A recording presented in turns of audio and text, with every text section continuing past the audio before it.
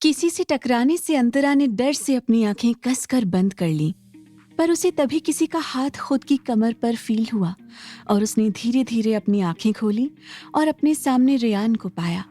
तो वो तुरंत उससे दूर हटते हुए बोली, आप? वहीं रेयान एक टक बिना पलक झपकाए अंतरा को हैरानी में देख रहा था। अंतरा उसे खुद को ऐसे घूरते हुए देखकर बोली, आपने कभी लड़की नहीं देखी क्या?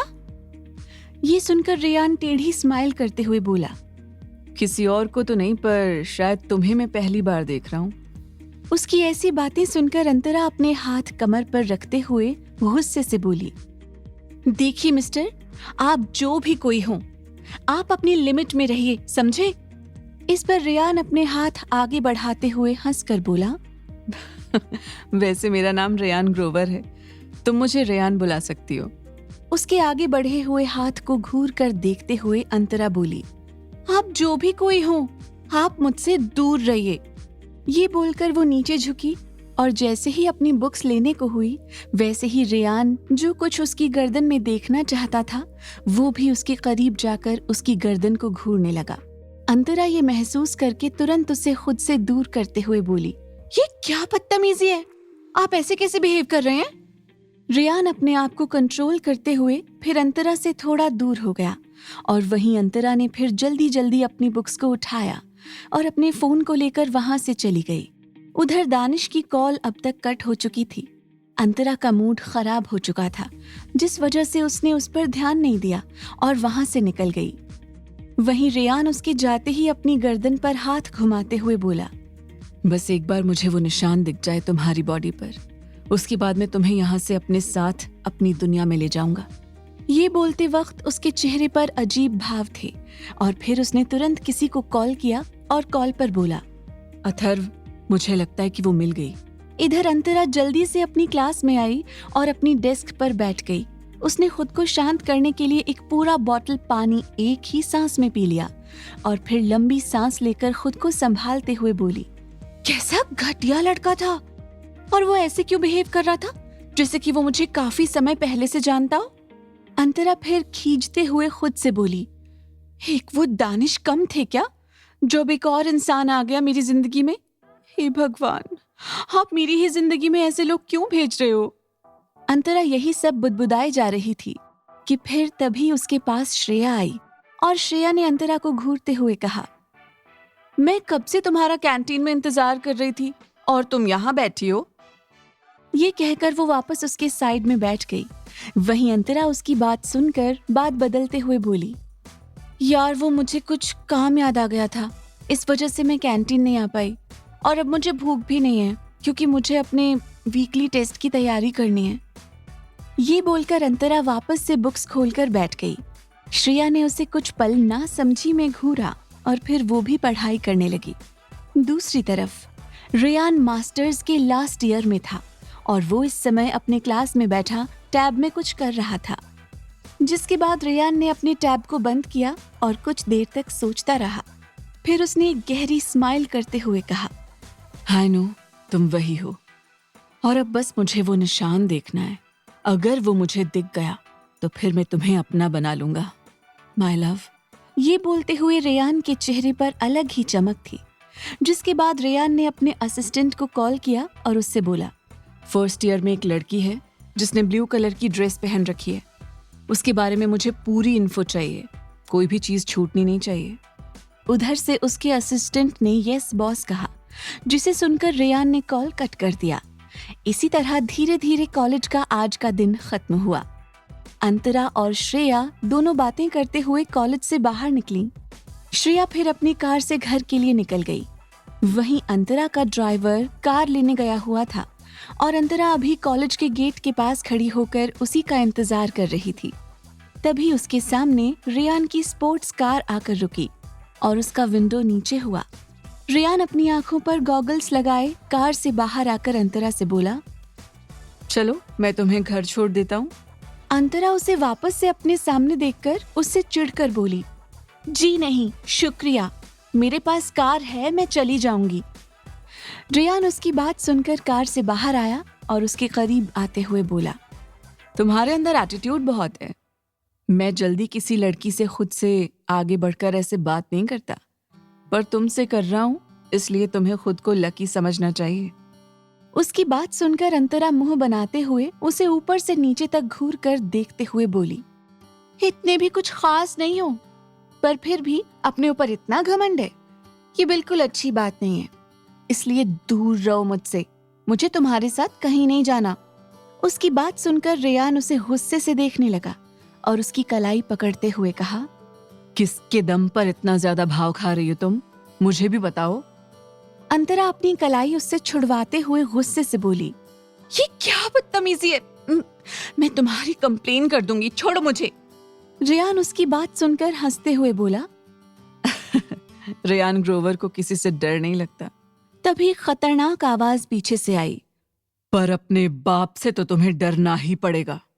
ये आवाज सुनकर अंतरा का दिल दहल सा गया और वो जल्दी से उस तरफ देखने लगी जहां Danish black pant and white shirt पर ब्लैक टाई पहने अपनी कार से टिककर खड़ा था। उसके होठों के बीचों बीच सिगरेट की बड थी जिसकी वो लंबी लंबी कश भर रहा था। उसके चेहरे के भाव बेहद इमोशनलेस थे और उसकी ठंडी नजरें इस वक्त अंतरा की कलाई पर थीं जिसे रेयान ने पकड़ रखा था। अंतरा दानिश को देखकर घबरा गई क्योंकि उसे उम्मीद नहीं थी ऐसे दानिश के यहाँ आ जाने की। दूसरी तरफ रेयान दानिश को गौर से देखते हुए बोला, तुम दानिश ओबरॉय हो ना?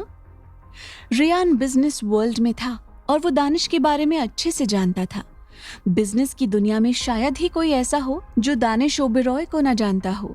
दानिश रेयान को देखकर बिना किसी इमोशन के बोला, जान पहचान बढ़ाने के लिए अभी टाइम नहीं है, पहले पॉइंट वाली बात करते हैं। ये बोलकर दानिश उसके करीब आया और अंतरा की कलाई को मजबूती से पकड़ते हुए अपने करीब खींच लिया, जिसे देखकर रेयान गुस्से से बोला, हाउ डेयर यू, छोड़ो उसे। दानिश ने उसकी बातों को इग्नोर करके अपनी पैंट की पॉकेट में हाथ डाला और उसमें से एक शार्प ब्लेड निकालते हुए बिना रेयान को कोई मौका दिए उसके हाथ को बेरहमी से लगभग चीर दिया। रेयान इन सब के लिए तैयार नहीं था और उसकी चीख निकल गई। उसने अपने हाथों को देखा जो कट लगने से जख्मी हो चुका था।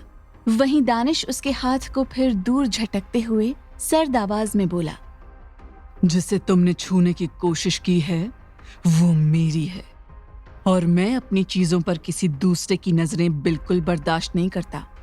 Got that? वहीं अंतरा इस खूनी नजारे को देखकर बिल्कुल सुन्न पड़ गई थी। उससे रेयान का हाथ देखा नहीं गया तो उसने डर से अपनी नजरें फेर ली और कसकर अपनी आंखें बंद कर ली। उधर रेयान का हाथ पूरी तरह जख्मी हो चुका था और पानी की तरह उसके हाथों से खून बह रहा था। दानिश एक बेरहम इंसान था। रेयान ने एक हाथ से अपने दूसरे हाथ को पकड़ लिया और दानिश पर चिल्लाते हुए बोला, ये तुमने ठीक नहीं किया। आज तक जितने भी लोग तुमसे मिले होंगे वो तुमसे डरते होंगे या तुम्हारे आगे पीछे घूमते होंगे, पर मैं ऐसा नहीं हूं। मैं तुमसे एक एक खून के कतरे का बदला तुम्हारे खून से लूंगा। ये रेयान ग्रोवर का वादा है तुमसे। दानिश उस ब्लेड को वहीं जमीन पर फेंकते हुए बिना किसी भाव के बोला, अभी तुम्हारा सिर्फ हाथ जख्मी हुआ है और अगर तुमने उसके पास आने की कोशिश भी की तो तुम पूरे के पूरे गायब हो जाओगे। So stay away from her. ये बोलकर दानिश ने उसे एक वार्निंग लुक दिया और अंतरा के हाथ को कसकर पकड़कर उसे लगभग खींचते हुए कार के पास ले आया और कार के अंदर उसे फेंकते हुए खुद कार ड्राइव करने लगा। वहीं रेयान ने अपने हाथों से बह रहे खून को देखते हुए मन ही मन कुछ सोच लिया था और वो फिर सीधे अपनी कार में बैठ गया। वहीं उसकी बहन सौम्या पहले ही दूसरी कार से चली गई थी। इधर दानिश की कार में अंतरा सीट के कोने में बैठकर रोए जा रही थी। उसे दानिश के बिहेवियर से बहुत डर लग रहा था। दानिश ने उसकी आंखों के सामने कितनी बेरहमी से रेयान के हाथों में कट लगाया था, जैसे कि उसे इन सब चीजों की आदत हो। अंतरा अभी दानिश की डार्क डेविल साइड से अनजान थी। उसे ये नहीं पता था कि दानिश को लोग बिजनेस टाइकून के अलावा मौत का देवता कहकर बुलाते थे। वहीं दानिश का फोकस सिर्फ सामने ड्राइविंग पर था। उसके चेहरे पर इस वक्त कोई भाव नहीं था। दानिश के कानों में अंतरा के सिसकने की आवाज पड़ रही थी, पर उसने अंतरा से एक शब्द नहीं कहा और कार की स्पीड को बढ़ा दिया। कुछ ही देर बाद दानिश की कार उसके प्राइवेट बंगले के बाहर आकर रुकी, जिसे देखकर अंतरा ने हिम्मत करते हुए डर कर कहा, मुझे पैलेस ले चलिए प्लीज, आप मुझे यहाँ क्यों ले आए हैं? अंतरा को बेहद डर लग रहा था। वहीं दानिश उसकी बातों का बिना कोई जवाब दिए कार से बाहर निकल गया और अंतरा की तरफ का डोर ओपन किया, जिसके बाद उसने अंतरा के हाथ को पकड़ा और उसे बंगले के अंदर ले जाने लगा। इस बीच अंतरा ने काफी बार दानिश से घर जाने की बात कही थी, पर अभी दानिश शायद कुछ सुनना नहीं चाहता था।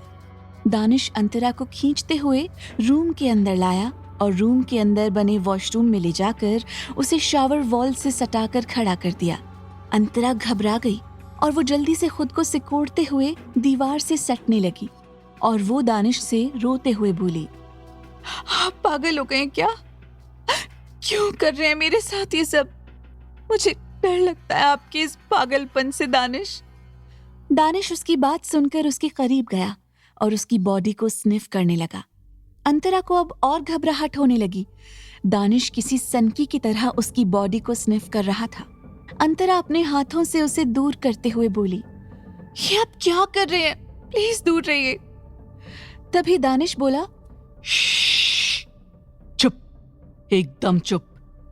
मुझे तुम्हारी बॉडी से उस इंसान के करीब होने की खुशबू आ रही है जिसे मैं बर्दाश्त नहीं कर पा रहा, सिली गर्ल। ये सुनकर अंतरा उसे अपनी आंसू भरी आंखों से देखने लगी और तभी दानिश अपने हाथों में शावर का हैंडल पकड़ते हुए अंतरा के ऊपर चलाने लगा। पानी बेहद ठंडा था, जिससे अंतरा की बॉडी सुन्न हो गई। दानिश अंतरा को पूरा भिगोते हुए जुनूनी आवाज में बोला, तुम्हारी बॉडी से सिर्फ मेरी खुशबू आनी चाहिए। मैं किसी और को तुम्हारे करीब भी नहीं आने दूंगा। तुम्हारे जिस्म पर सिर्फ मेरा हक है, सिली गर्ल। अंतरा रोते हुए उसे खुद से दूर करते हुए बोली, मुझे दर्द हो रहा है, प्लीज इसे बंद कर दीजिए, मुझे ठंड लग रही है।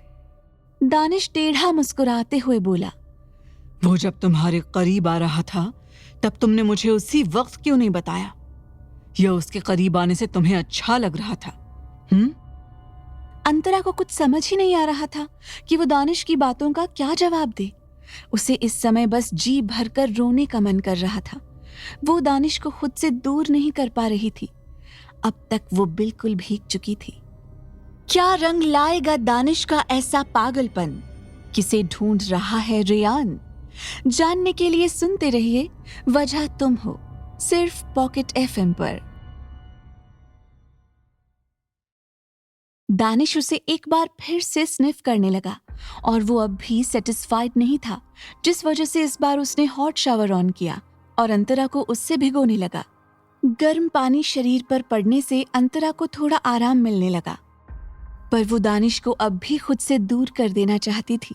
कुछ समय बाद दानिश ने शावर हैंडल को साइड में फेंका और अंतरा को उसी पोजीशन में दीवार से सटाकर उसके होठों पर अपने होठ रख दिए। अंतरा के शरीर से पानी टपक रहा था और वो दानिश के करीब आने से सिहर रही थी।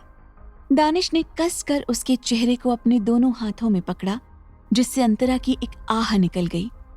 दानिश उसकी आंखों में देखते हुए बोला, You know what, silly girl? आज इस तरह जो मैं हूं, इसकी वजह तुम हो, सिर्फ तुम हो। उसकी बातों में एक अलग ही नशा था। वहीं अंतरा दानिश की बातों का कुछ जवाब देती, उससे पहले ही दानिश ने उसके होठों को लगभग अपने होठों में भर लिया और पूरे पैशन के साथ उसे चूमने लगा। अंतरा ने कसकर दानिश के कॉलर को पकड़ लिया और अपनी आंखें भींच लीं। इस वक्त दोनों भीग चुके थे। दानिश ने उसे कमर से पकड़कर थोड़ा और ऊपर उठाया और उसे तब तक किस किया जब तक कि वो पूरी तरह सैटिस्फाइड नहीं हो गया। दानिश ने उसे किस करते हुए उसके बालों को अपनी मुट्ठियों में भर लिया, जिससे अंतरा का चेहरा ऊपर उठ गया। दानिश उसकी गर्दन पर अपने होंठ चलाते हुए बोला, तुम्हारा यूं मुझे खुद से दूर करना ही मुझे पागल बनने पर मजबूर कर देता है, सिली गर्ल। ये बोलते हुए दानिश उसकी गर्दन पर किस करने लगा। अंतरा अब शांत थी।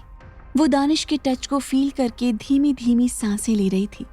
उसे पता था कि दानिश के आगे वो नहीं जीत सकती थी, जिस वजह से उसने स्ट्रगल करना बंद कर दिया।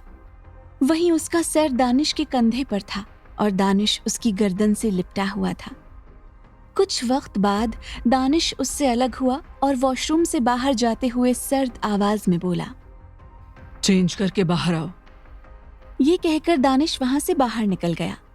उधर दानिश के जाने के बाद अंतरा ने गहरी सांस ली और खुद को संभाला। उसे दानिश से अब कोई भी बहस करने का मन नहीं था, जिस वजह से उसने चुपचाप शावर लिया। उसके पास कपड़े नहीं थे और जो थे उसे भी दानिश ने पूरा गीला कर दिया था। अंतरा को समझ नहीं आया कि वो अब क्या पहने। अंतरा सोच में थी और इधर उधर अपनी नजरें घुमा रही थी। तभी उसे वहां एक बाथरोब टंगा दिखा। अंतरा ने उसे देखा और कुछ सोचकर उसे पहन लिया। अंतरा फिर वॉशरूम से बाहर निकली। रोने से और हॉट शावर लेने से उसका चेहरा गुलाबी हो चुका था। जब वो रूम में आई तो दानिश वहीं सोफे पर बैठा था। वो अपने टैब में कुछ कर रहा था। उसने कपड़े चेंज कर लिए थे और अंतरा को वहां चुपचाप खड़े देखकर बॉसी टोन में वो बोला, क्लोजेट में तुम्हारे लिए कपड़े हैं, जाओ जाकर चेंज कर लो। अंतरा ने कोई बहस नहीं की और सीधे क्लोजेट में चली गई। कुछ देर बाद वो चेंज करके बाहर आई। दानिश ने एक नजर उसे घूरा और बोला, मेरे पास आओ। अंतरा ने अपने होंठ भींच लिए और अपने कदम सोफे की तरफ बढ़ा दिए। दानिश ने अंतरा को पकड़कर अपनी गोद में बैठा लिया। अंतरा घूर कर दानिश को देखने लगी और फिर दानिश उसे हॉट सूप पिलाते हुए बोला, इसे पियो, तुम्हें बेटर फील होगा। ये सुनकर अंतरा ने जलती नजरों से दानिश को देखा और गुस्से से बोली, आप पास हो तो मुझे कभी बेटर फील नहीं हो सकता दानिश।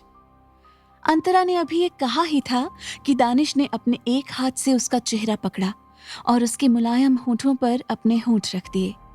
अंतरा सहम गई। दानिश उसे गुस्से से किस कर रहा था। अंतरा को अपने होठों पर दर्द महसूस हुआ और वो दानिश की गोद से उठने की कोशिश करने लगी, पर दानिश की पकड़ काफी मजबूत थी। कुछ वक्त बाद दानिश अंतरा को खुद से रिहा करते हुए बोला, समझ आया कि अब कितना करीब हूं मैं तुम्हारे, या फिर एक बार और समझाऊं सिली गर्ल?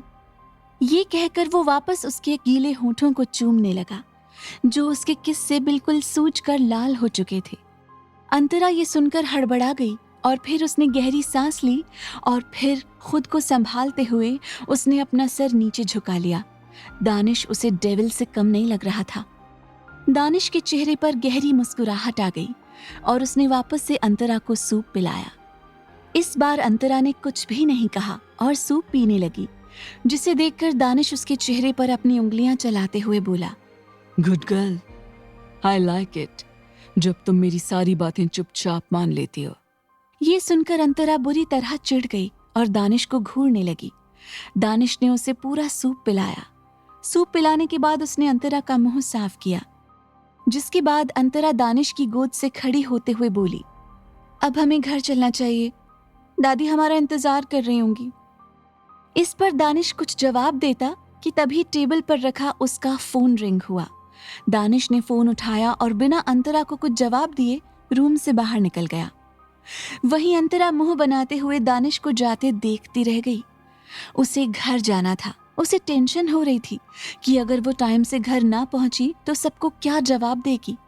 अंतरा ने मन ही मन कुछ सोचते हुए श्रेया के पास कॉल लगाया और उधर से कॉल पिक होते ही उसने कहा, श्रेया सुनो, अगर घर से कॉल आए कि मैं अभी तक घर क्यों नहीं आई तो तुम प्लीज उनसे कह देना कि मैं तुम्हारे साथ हूँ। ये सुनकर श्रेया शरारती आवाज में बोली, क्या बात है मैडम, दानिश सर के साथ किसी रोमांटिक डेट पर गई हो क्या, जो मुझसे झूठ बोलने को कह रही हो? रोमांटिक डेट का नाम सुनकर अंतरा बुरी तरह चिढ़ गई और वो बोली, चुप हो जाओ श्रेया, मैं कभी उस शैतान के साथ कहीं ना जाऊं, तो ये डेट तो भूल ही जाओ। इसलिए जो मैंने कहा है वो कर देना अगर कॉल आया तो, बाकी मैं संभाल लूंगी। इस पर फिर श्रेया ने हाँ कहा और कॉल कट कर दिया। इधर अंतरा जाकर सोफे पर बैठ गई। वो मन ही मन दानिश को कोस रही थी। उसकी वजह से उसे घर वालों से कितना झूठ बोलना पड़ रहा था। अंतरा यही सब सोचते सोचते सोफे से टिककर सो गई। वो काफी थकी हुई थी। दूसरी तरफ एक फैक्ट्री बुरी तरह आग की लपटों में जल रही थी। आसपास फायर ब्रिगेड थी जो उस आग को बुझा रही थी, पर वो फैक्ट्री बुरी तरह जल रही थी। उसी से कुछ दूर पर अपनी कार से टेक लगाए दानिश खड़ा था। उसकी आंखों पर ब्लैक शेड्स था, जिसमें इस वक्त फैक्ट्री की आग दिखाई दे रही थी। दानिश एक्सप्रेशनलेस होकर फैक्ट्री को जलते हुए देख रहा था। तभी उसने पॉकेट से सिगरेट निकालकर उसे जलाया और उसकी कश भरते हुए खतरनाक आवाज में बोला, रेयान ग्रोवर, तुम आग से खेल रहे हो, पर इस आग में तुम्हें ही जलकर राख होना पड़ेगा।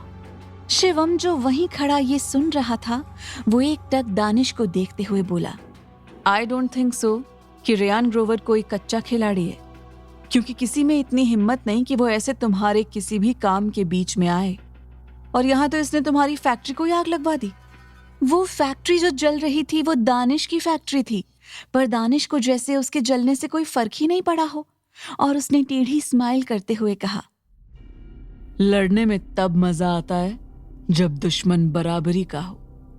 तो अब मजा आएगा लड़ने में, क्योंकि मैंने कभी हारना नहीं सीखा और उसे मैं कभी जीतने नहीं दूंगा। ये बोलते हुए दानिश के चेहरे पर शैतानी स्माइल थी। तभी दानिश का फोन वापस से रिंग हुआ। दानिश बिना कॉल पर नाम देखे उसे पिक करते हुए एरोगेंट आवाज में बोला, रेयान ग्रोवर, तुम क्या छोटे बच्चों जैसा काम कर रहे हो? मर्द हो तो सीधा मुझ पर वार करो। ऐसे छोटी छोटी चीजें करके अपना मन मत बहलाओ। उधर से रेयान ड्रिंक करते हुए हंसकर बोला, Danish Oberoi, the king of business, इसी नाम से जाने जाते हो ना तुम?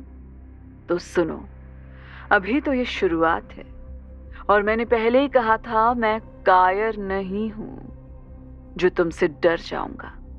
तुम अब आगे आगे देखो मैं क्या क्या करता हूं तुम्हारे साथ। दानिश उसकी बात सुनकर शैतानी मुस्कुराहट के साथ बोला, by the way, congratulations. Danish Oberoi से दुश्मनी करना भी किस्मत की बात होती है।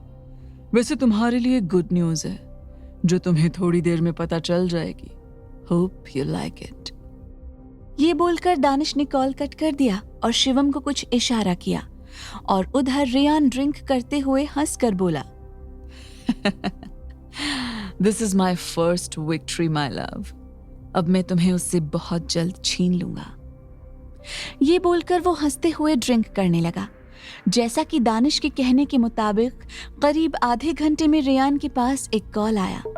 रेयान उस वक्त काफी नशे में आ चुका था, पर फिर भी वो उस कॉल को देखते हुए तुरंत नॉर्मल हो गया और पिक करते हुए बोला, हाँ माँ, बोलिए। उधर रेयान की माँ ने परेशानी भरे लहजे में कहा, बेटा, हमारी यहाँ की ऑयल कॉरपोरेशन की बिल्डिंग पूरी धराशायी हो चुकी है। यहाँ बहुत प्रॉब्लम आ चुकी है। ये सुनकर रेयान का सारा नशा उतर गया और उसके दिमाग में दानिश की कही बात गूंजने लगी, जिससे वो काफी गुस्से में आ गया। पर उसने फिर खुद को नॉर्मल करते हुए कहा, माँ, आप परेशान मत हो, मैं इसे देखता हूँ। ये बोलकर उसने तुरंत कॉल कट किया और अपने एक आदमी के पास कॉल करके वहां का सब संभालने को बोला, और फिर वो वापस से गुस्से में ड्रिंक करने लगा। उधर दूसरी तरफ पैलेस में ध्रुवी की कार ओबरॉय पैलेस के बाहर आकर रुकी। अब तक रात हो चुकी थी और ध्रुव ने उसे फैमिली डिनर पर इनवाइट किया था। वो जब गेट के पास पहुंची तब उसे वहीं रास्ते में ही ध्रुव मिल गया, जो शायद उसी का इंतजार कर रहा था। ध्रुवी ने उसे देखा और हाय कहा। ध्रुव तो उसमें खो सा गया था, क्योंकि ध्रुवी ने ब्लैक कलर का अनारकली सूट पहना हुआ था, जिसमें वो काफी खूबसूरत लग रही थी। ध्रुव फिर खुद को संभालते हुए उससे हेलो बोला और पैलेस के अंदर इनवाइट किया। ध्रुवी पैलेस के इंटीरियर की काफी तारीफ कर रही थी। तभी ध्रुव उसे लेकर लिविंग एरिया में पहुंचा, जहां सभी घर वाले थे उसी का इंतजार कर रहे थे, क्योंकि ध्रुव ने उनसे पहले ही बता दिया था कि उसकी एक बिजनेस पार्टनर आज डिनर पर आ रही थी। पर घर वालों की नजर में तो ध्रुव और ध्रुवी एक साथ काफी अच्छे लग रहे थे। यहाँ तक कि देविका और बिपाशा जी ने ये भी प्लान कर लिया था कि वो आज के इस डिनर में ध्रुवी से सब कुछ पूछ लेंगी, उसके माँ बाप, घर और भी कई सारी चीजों के बारे में, क्योंकि उन सब ने ध्रुव की आंखों में ध्रुवी को लेकर कई सारे इमोशंस देखे थे और उनकी नजर में अब ध्रुव की शादी की उम्र हो चुकी थी। ऐसा नहीं था कि उन लोगों ने अब तक ध्रुव के लिए लड़कियां नहीं देखी थी। बहुत सारे रिश्ते ध्रुव के लिए आए थे, पर ध्रुव को उनमें से कोई भी लड़की नहीं पसंद आई थी, क्योंकि वो सब उसके पैसे और ओबरॉय खानदान के रुतबे को चाहती थीं, ना कि उससे प्यार करती थीं। इसलिए अभी तक ध्रुव की शादी के लिए घर वाले परेशान रहते थे। पर आज ध्रुवी को देखकर उन्हें ऐसा लग रहा था जैसे कि ध्रुवी ही उनके घर की बहू बनेगी और ध्रुव की जीवन साथी भी। ध्रुवी ने उन सबको देखकर प्यारी सी स्माइल की और सभी को रिस्पेक्ट के साथ नमस्ते किया। सभी ने उसे प्यार से देखा। किस हद तक जाने वाली है दानिश और रेयान की दुश्मनी? क्या रेयान पीछे पड़ गया है अंतरा के? जानने के लिए सुनते रहिए वजह तुम हो, सिर्फ पॉकेट एफएम पर। ध्रुवी को देखकर सभी के चेहरे पर स्माइल थी। ध्रुवी उन सब से काफी अच्छे से बात कर रही थी। ध्रुवी को वो लोग जैसे खुद की फैमिली की तरह लग रहे थे और वो उन सब के साथ काफी कंफर्टेबल फील कर रही थी। ध्रुव भी वहीं बैठा उन लोगों को ध्रुवी से बातें करते देख रहा था। कुछ समय इसी तरह बातें करने के बाद फिर बिपाशा जी उठते हुए ध्रुवी से प्यार से बोली, बेटा अब चलो डिनर करते हैं। उनकी बात सुनकर ध्रुवी ने प्यार से हाँ में सिर हिलाया और फिर सभी डाइनिंग एरिया की तरफ बढ़ गए। तभी बिपाशा जी ध्रुव को टोकते हुए बोली, अंतरा कहाँ है बेटा? तुमने कहा था दानिश उसे लेकर आ रहा है, पर अभी तक दोनों ही नहीं पहुंचे। दादी बहुत बार अंतरा के बारे में पूछ चुकी हैं। उनकी बात सुनकर ध्रुव उनको शांत कराते हुए बोला, मॉम आप परेशान मत हो, मैं अभी दानिश के पास कॉल करता हूँ और उससे पूछता हूँ कि वो कहाँ रह गया। उसकी बात सुनकर बिपाशा जी ने हाँ में सिर हिलाया और फिर डाइनिंग एरिया की तरफ चली गईं। वहीं ध्रुव फिर दानिश को कॉल करके दूसरी साइड चला गया। दूसरी तरफ प्राइवेट बंगले में अंतरा अभी भी उसी तरह सोफे पर सो रही थी, पर उसकी आंखें खुलने लगी और जैसे ही उसने अपनी आंखें खोली उसकी चीख निकल गई। वो चीखते हुए सोफे पर उठकर बैठ गई और अपने सीने पर हाथ रखकर लंबी लंबी सांसें लेते हुए बोली, दानिश आप नजदीक से इतने डरावने क्यों लगते हो? और तो और ऐसे एकदम मुंह के पास कौन बैठता है? मेरी तो जान ही निकल गई। वहीं दानिश जो अंतरा के चेहरे के एकदम सामने बैठा था और उसे बिना किसी भाव के देख रहा था, वो उसकी ऐसी बात सुनकर उसे घूरते हुए बोला, मुझे तुम्हें करीब से देखना अच्छा लगता है, तो इसलिए मैं तुम्हें देख रहा था। इसमें तुम्हें कोई प्रॉब्लम नहीं होनी चाहिए सिली गर्ल। ये सुनकर अंतरा मुंह बनाते हुए खुद से बोली, कह तो ऐसे रहे हैं जैसे कि 24 घंटे मुझे ही देखते रहते हैं। दानिश अंतरा के चेहरे को अपने हाथों से सहलाते हुए बोला, हाँ ये सच है, मैं तुम पर 24 घंटे नजर रखता हूँ और अभी मुझे यहाँ बैठे 3 घंटे हो चुके हैं। ये सुनकर अंतरा अपनी बड़ी बड़ी आंखों से हैरानी में दानिश को देखते हुए बोली, 1 मिनट, पहली बात क्या कहा आपने कि आप मुझ पर 24 घंटे नजर रखते हो? और दूसरी बात, क्या आप पिछले 3 घंटे से मुझे ऐसे बैठकर देख रहे हैं? अंतरा को दानिश अब पूरी तरह सनकी इंसान लगने लगा।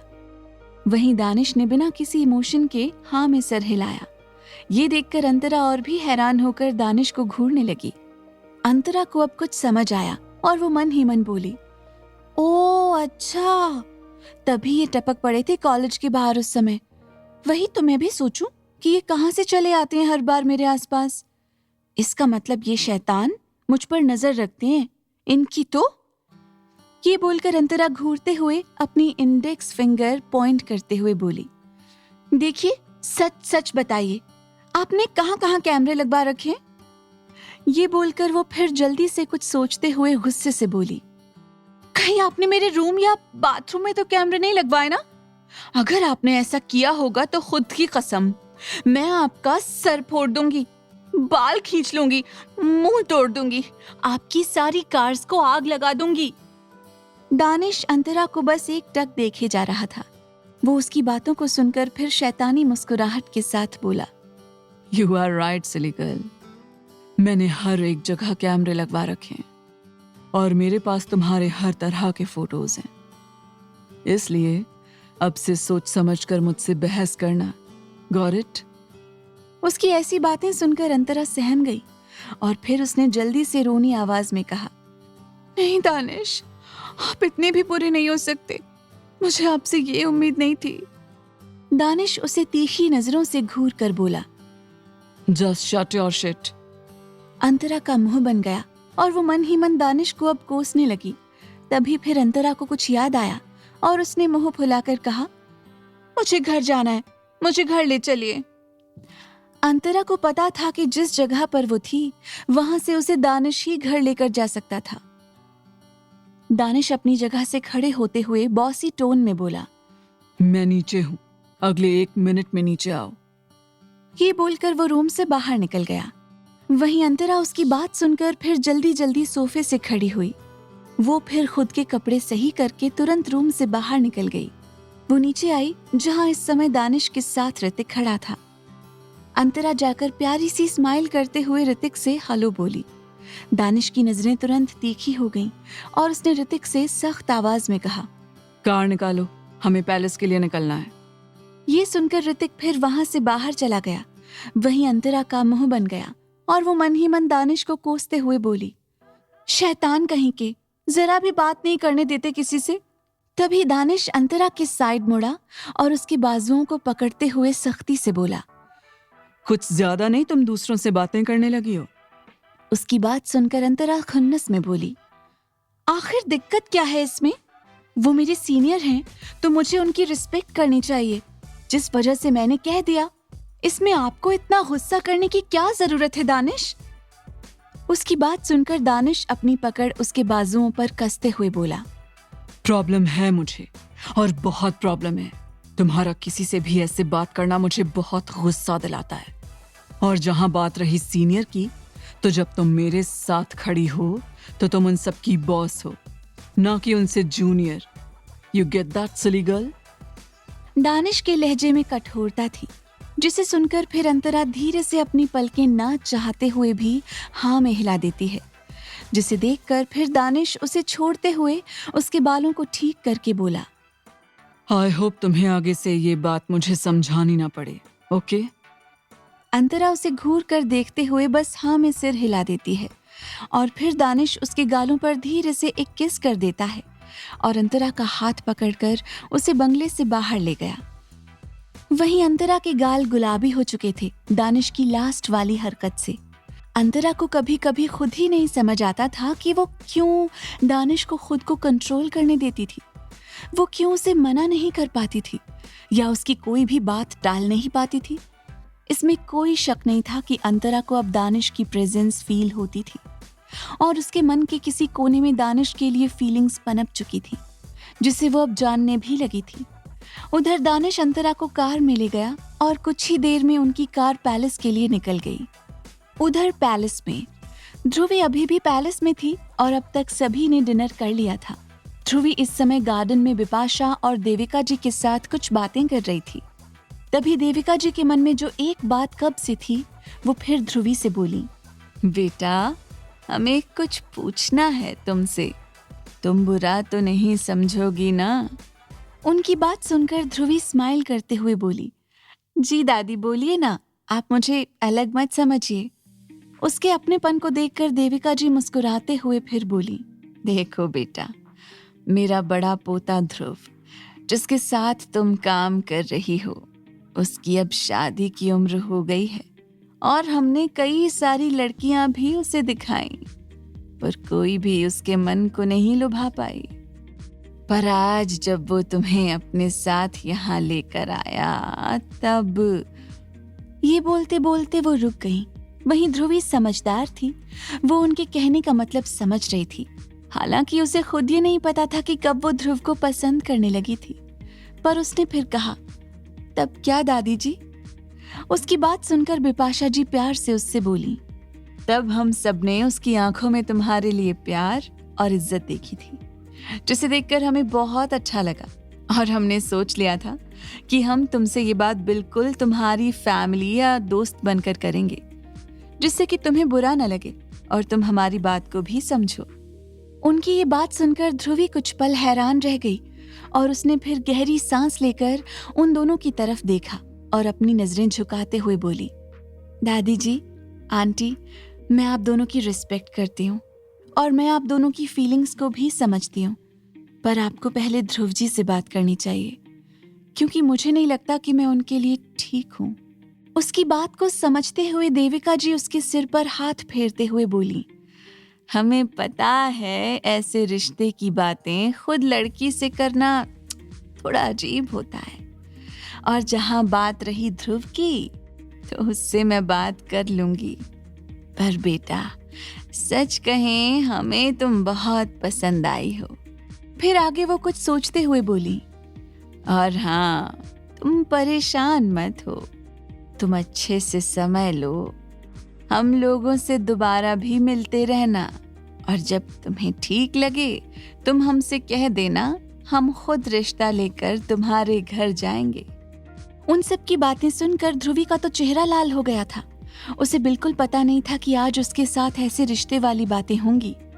ध्रुवी फिर उनसे ज्यादा कुछ ना कहते हुए बस धीरे से हाँ में सर हिला देती है, क्योंकि उसे बहुत शर्म आ रही थी। तभी ध्रुव उन सबके पास आते हुए ध्रुवी से बोला, चलिए मैं आपको आपके घर छोड़ आता हूँ, क्योंकि रात काफी हो गई है। ध्रुव को देखकर ध्रुवी को देविका और बिपाशा जी की कही सारी बातें याद आने लगीं और उसका चेहरा वापस से लाल हो गया। पर उसने खुद को नॉर्मल दिखाते हुए सभी से प्यार से बाय कहा और फिर ध्रुव के साथ बाहर निकल गई। ध्रुव ने किसी जेंटलमैन की तरह ध्रुवी के लिए कार का गेट ओपन किया। ध्रुवी स्माइल करते हुए उसमें बैठ गई और फिर ध्रुव खुद ड्राइवर सीट पर बैठकर कार स्टार्ट कर देता है। ध्रुवी इस बार शांत थी और वो विंडो से बाहर चुपचाप देखे जा रही थी। उसके मन में बस आज की सारी बातें चल रही थी। उसे कुछ समझ नहीं आ रहा था कि वो आखिर करे क्या। वहीं ध्रुव उसे शांत देखकर मन ही मन थोड़ा टेंशन में बोला, कहीं मॉम या दादी ने कुछ कह तो नहीं दिया इसे, वरना ऐसे तो चुप नहीं रहती थी। ओह गॉड, बस उन लोगों ने कुछ उल्टा सीधा ना कह दिया हो, बस, वरना तो मेरी ये लव स्टोरी शुरू होने से पहले ही खत्म हो जाएगी। ध्रुव मन ही मन यही सोचे जा रहा था कि तभी ध्रुवी कार रुकवाते हुए बोली, ध्रुव जी कार रोकिए। उसकी बात सुनकर ध्रुव ने जल्दी से कार रोक दी और फिर ध्रुवी से टेंशन में बोला, क्या हुआ? ध्रुवी उसे देखते हुए बोली, मेरा घर आ गया। उसकी बात सुनकर ध्रुव सेंस में आया और बाहर की ओर देखने लगा तो सच में ध्रुवी का फ्लैट आ चुका था। ध्रुव फिर धीरे से स्माइल करते हुए ध्रुवी से बोला, वो एक्चुअली मैं कुछ सोच रहा था, इसलिए ध्यान नहीं दे पाया। ध्रुवी कार से बाहर निकलते हुए मुस्कुरा कर बोली, इट्स ओके ध्रुव जी, होता है कभी कभी। अच्छा अब मैं चलती हूँ, बाय, कल ऑफिस में मिलते हैं। ध्रुव ने उसकी बात सुनकर हाँ में सिर हिलाया और फिर कुछ सोचते हुए तुरंत बोला, वैसे आप मुझे सिर्फ ध्रुव बुला सकती हैं, क्योंकि अब तो हम फ्रेंड्स हैं ना।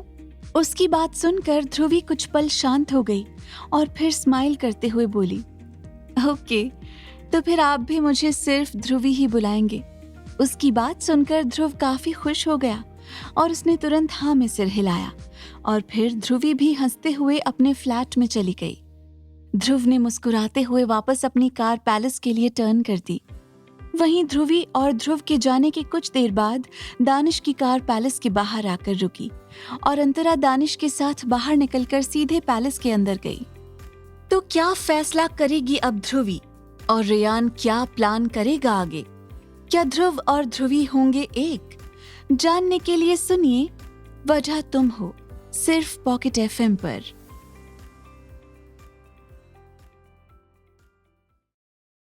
दानिश अंतरा को लेकर पैलेस के अंदर आया। जब वो दोनों अंदर लिविंग एरिया में पहुंचे तब घर के सभी लोग वहीं हॉल में बैठे थे और शायद ध्रुव और ध्रुवी के बारे में ही बातें कर रहे थे। बिपाशा जी ने जब दानिश और अंतरा को साथ आते देखा तब वो उन दोनों से बोली, कहाँ रह गई थी तुम दोनों, इतनी देर लगा दी? फिर वो दानिश की तरफ देखते हुए बोली, दानिश, तुम अंतरा को सबसे पहले घर छोड़ा करो बेटा, उसके बाद तुम अपनी मीटिंग्स में जाया करो। हम सब उसके लिए काफी परेशान हो जाते हैं। अंतरा ने जब ये सुना तो उसे समझ आ गया कि दानिश ने घर में यही बहाना बताया होगा, इसलिए फिर अंतरा भी रिलैक्स हो गई, वरना उसे लग रहा था कि वो क्या क्या बहाने बताएगी उन सब से। वहीं दानिश ने उनकी बात सुनकर बिना भाव के अंतरा को देखा जो काफी इनोसेंट बिहेव कर रही थी। दानिश फिर 3rd फ्लोर पर जाते हुए बोला, मैं डिनर नहीं करूंगा। उसकी बात पर कोई कुछ कहता पर उससे पहले ही दानिश वहां से चला गया। वहीं अंतरा उसे जाते हुए देखकर मुंह बनाने लगी। फिर बिपाशा जी अंतरा के पास आते हुए बोली, अच्छा चलो बेटा, तुम डिनर कर लो, उसकी तो आदत ही है ऐसे डिनर ना करने की। अंतरा उनकी बात सुनकर मन ही मन बोली, जब दूसरों का खून पीने से ही इतना पेट भर जाता है तो कहाँ से इन्हें कोई खाना अच्छा लगेगा। उसे खुद में गुम देखकर बिपाशा जी उसे हिलाते हुए बोली, क्या हुआ बेटा, दानिश ने फिर से कुछ कहा क्या तुमको? उनकी बात सुनकर अंतरा जल्दी से ना में सिर हिलाते हुए बोली, नहीं नहीं, ऐसा कुछ नहीं है।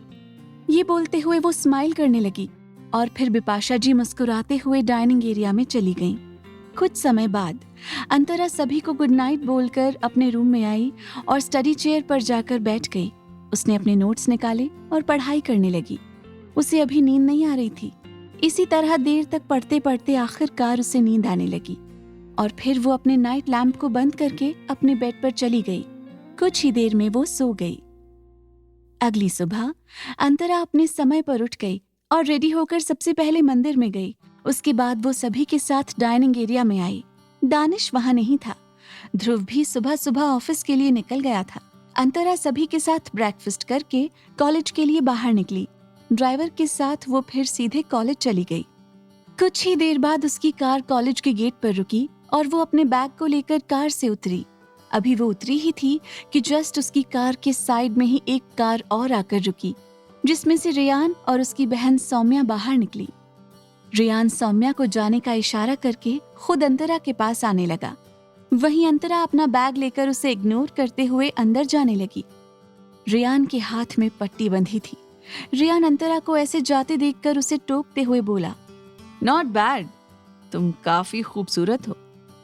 उसने जानबूझकर ऐसा टॉन्ट किया था जिससे अंतरा गुस्से में रुक गई और रेयान की तरफ देखकर बोली, नॉट बैड, पर तुम एक लकड़बग्घे हो। उसकी बात सुनकर रेयान का मुंह बन गया और वो अंतरा को घूरते हुए बोला, हाउ डेयर यू, तुम मुझ जैसे कूल और हैंडसम लड़के को ऐसे नाम से नहीं बुला सकती। अंतरा उसकी बात सुनकर लापरवाही से बोली, तुम अपने आप को कुछ ज्यादा ही भाव देते हो, but for your kind information तुम एक लकड़बग्घे हो, समझे। ये बोलकर अंतरा तुरंत उसे इग्नोर करके अपनी क्लास की तरफ बढ़ गई। वहीं उसकी बातों को सोचकर रेयान के चेहरे पर स्माइल आ गई और वो अंतरा को जाते देखकर खुद से बोला, you are so beautiful my love. वो अभी ये बोल ही रहा था कि तभी किसी कार का तेज हॉर्न उसे सुनाई दिया, जिसे सुनकर रेयान इरिटेट होकर उस ओर देखने लगा और थोड़ा साइड हो गया। वहीं दानिश अपनी कार से उतरा और रेयान को देखकर टेढ़ी स्माइल करते हुए बोला, इतना ही अगर मरने का शौक चढ़ा है तो मुझे बता दो, मैं लोगों को मारने में बहुत एक्सपर्ट हूँ। खासकर तुम जैसे लोगों को मैं बहुत यूनिक मौत देता हूँ। रेयान दानिश की बात सुनकर चिढ़ गया और वो उसे गुस्से से घूरते हुए बोला, कल तुमने जो किया है ना मेरे साथ, उसका हिसाब अभी बाकी है जो मैं बहुत जल्द पूरा करूंगा। उसकी बात सुनकर दानिश उसे बोरियत में देखते हुए बोला, ये सब शुरू तुमने किया था, मैं तो अब बस खत्म कर रहा हूँ। एनीवे, मेरे पास तुम जैसे लोगों से बात करने के लिए जरा भी वक्त नहीं है, सो एक्सक्यूज मी। ये बोलते हुए वो अपनी क्लास की ओर बढ़ गया।